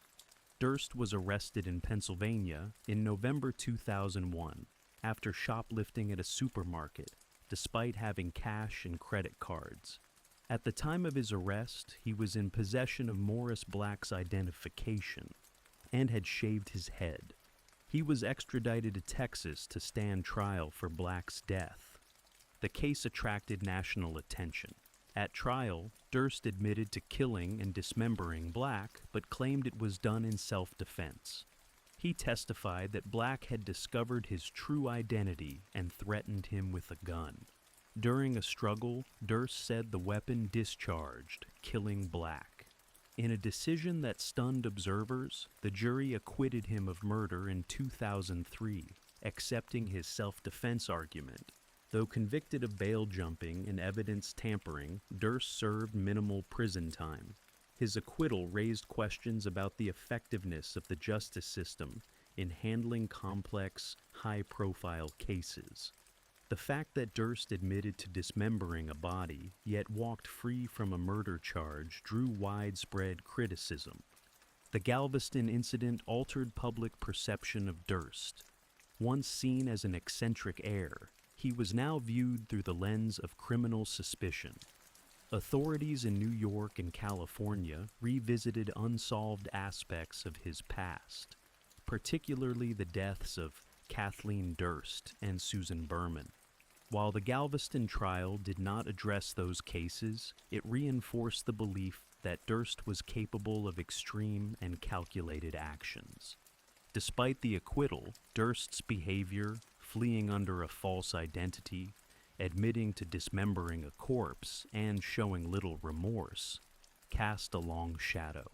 For investigators, the Galveston episode underscored the urgency of pursuing the open cases tied to his name. For the public, it was a shocking chapter in a story that had yet to reach its conclusion. In 2015, the HBO documentary series, The Jinx, The Life and Deaths of Robert Durst, brought new attention to the decades-old mysteries surrounding Robert Durst. Directed by Andrew Jarecki, the series examined Kathleen Durst's disappearance, Susan Berman's murder, and the killing of Morris Black. It combined archival footage, interviews, and dramatic recreations to build a compelling narrative of suspicion. Durst agreed to participate in the series, providing interviews over several years. Throughout the sessions, he maintained his innocence, but offered erratic and sometimes contradictory statements. The filmmakers uncovered new material, including a key piece of evidence, a letter Durst had written to Susan Berman years earlier. The handwriting and misspelling of Beverly matched the anonymous cadaver note sent to police after Berman's death. The most pivotal moment occurred during the final episode. After a tense interview in which Durst was confronted with a handwriting similarity, he retreated to a bathroom wearing a live microphone. Unaware he was still being recorded, Durst whispered to himself, "What the hell did I do? Killed them all, of course." Though later debated in court, this apparent confession electrified viewers and reignited law enforcement interest. Within days of the series finale, Durst was arrested in New Orleans on March 14, 2015, on a warrant from Los Angeles County for Susan Berman's murder. Authorities feared he might flee again and acted preemptively. At the time of his arrest, Durst was found in possession of a handgun, latex masks, fake IDs, and a large sum of cash. These items suggested he may have been preparing to disappear once more. The arrest marked a turning point. For years, suspicions had circled Durst, but the Jinx presented the cases in a way that galvanized public opinion and re-energized investigators. Prosecutors credited the filmmakers with helping unearth evidence that might otherwise have remained hidden. Following his arrest, Durst was extradited to California and charged with first-degree murder in Berman's death. Legal delays, including health issues and the COVID-19 pandemic, postponed proceedings for several years. Still, the impact of the Jinx was immediate. It brought attention to the unresolved questions in Kathleen Durst's case and spotlighted inconsistencies in Durst's long-standing narratives. Though the series was crafted for television, its influence extended into the courtroom. It reframed the public discourse around Robert Durst and forced law enforcement to confront the unresolved allegations with renewed urgency. Following his arrest in 2015, Robert Durst faced mounting legal challenges. He was charged with the murder of Susan Berman in California and held without bail. The prosecution argued that Berman was killed because she was a potential witness in the reopened investigation into Kathleen Durst's disappearance. They claimed Durst silenced her to prevent her from speaking to authorities. The trial faced repeated delays, largely due to Durst's health issues and procedural motions. The onset of the COVID-19 pandemic in 2020 further postponed court proceedings. When the trial finally commenced in 2021, it featured months of testimony, including witnesses from New York and California. Prosecutors presented evidence of Durst's pattern of behavior, highlighting his admissions in the jinx, and drawing parallels between the deaths of Berman, Black, and the disappearance of Kathleen. Durst took the stand in his own defense, denying involvement in Berman's murder. He maintained that the cadaver letter was written in panic after finding her body, but not because he had killed her. The jury rejected his explanation. In September 2021, he was convicted of first-degree murder. Sentencing followed in October. Durst received life in prison without the possibility of parole. Just weeks later, a Westchester County grand jury indicted Durst for the murder of Kathleen Durst. The indictment came nearly 40 years after she vanished. District Attorney Mimi Roca announced that the evidence presented in Berman's case, along with new investigative findings, supported criminal charges. The indictment alleged that Durst caused Kathleen's death at or near their South Salem home and took steps to cover it up. This marked the first time Durst was formally charged in Kathleen's case. For her family, it represented a major milestone in their pursuit of justice. The charges came after years of legal efforts and public campaigning, during which Kathleen's relatives remained vocal about their belief that Durst was responsible. At the time of the indictment, Durst's health had sharply deteriorated. He was transferred to a prison hospital shortly after receiving his life sentence. His legal team confirmed he suffered from multiple medical conditions, including bladder cancer. His ability to stand trial again was uncertain. Still, the indictment had symbolic weight. It acknowledged Kathleen's death as a homicide and assigned legal responsibility to the man long suspected of involvement. Though a trial never took place, the charges brought a measure of official recognition to what her family and many others had believed for decades. Durst would not face trial in Westchester. On January 10, 2022, just months after his conviction in California, he died in custody at the age of 78. His death closed a long and complex legal saga, but left many questions surrounding the full scope of his actions unanswered. Robert Durst's death on January 10, 2022, marked the end of a legal saga that spanned 4 decades. He died at a prison hospital in Stockton, California, just 4 months after being sentenced to life for Susan Berman's murder, and 3 months after being indicted for killing his wife, Kathleen. His passing occurred before he could be tried for Kathleen's death, leaving unresolved the potential courtroom reckoning her family had long sought. Despite Durst's death, legal proceedings did not end. In 2022, Kathleen's family filed a wrongful death lawsuit against Durst's estate, seeking accountability through civil court. The suit argued that Durst intentionally caused Kathleen's death and engaged in a decades-long campaign to cover it up. While criminal charges could no longer be pursued, the civil case aimed to formally establish his responsibility. Beyond the courtroom, the Kathleen Durst case influenced public discourse on missing persons, domestic violence, and the treatment of cases involving powerful individuals. Her family had consistently argued that Durst's wealth and status shielded him from scrutiny and delayed justice. Advocates cited the case as a cautionary example of investigative lapses and systemic shortcomings. The media attention surrounding the Jinx and Durst's eventual trial brought new visibility to long-neglected aspects of the justice system. Kathleen's story became emblematic of how persistence by family members and journalists can drive accountability. Law enforcement agencies faced renewed pressure to revisit cold cases and assess the adequacy of their initial responses. Kathleen was officially declared dead in 2017, but it wasn't until 2021 that her death was legally acknowledged as a homicide, with Durst named as the perpetrator. For her family, this recognition, though delayed, validated years of effort.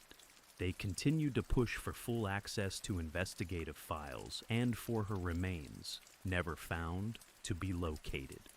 In the broader cultural landscape, Durst's life and crimes continue to provoke fascination and debate. His contradictory behavior, televised admissions, and courtroom drama made him a subject of intense public interest. Yet beneath the spectacle remained the unresolved pain of Kathleen's disappearance and the questions surrounding Susan Berman and Morris Black. The legacy of the case lies not only in its shocking twists, but in the resilience of those who refused to let it be forgotten. It underscored how influence can distort justice, and how sometimes persistent scrutiny can ultimately overcome it.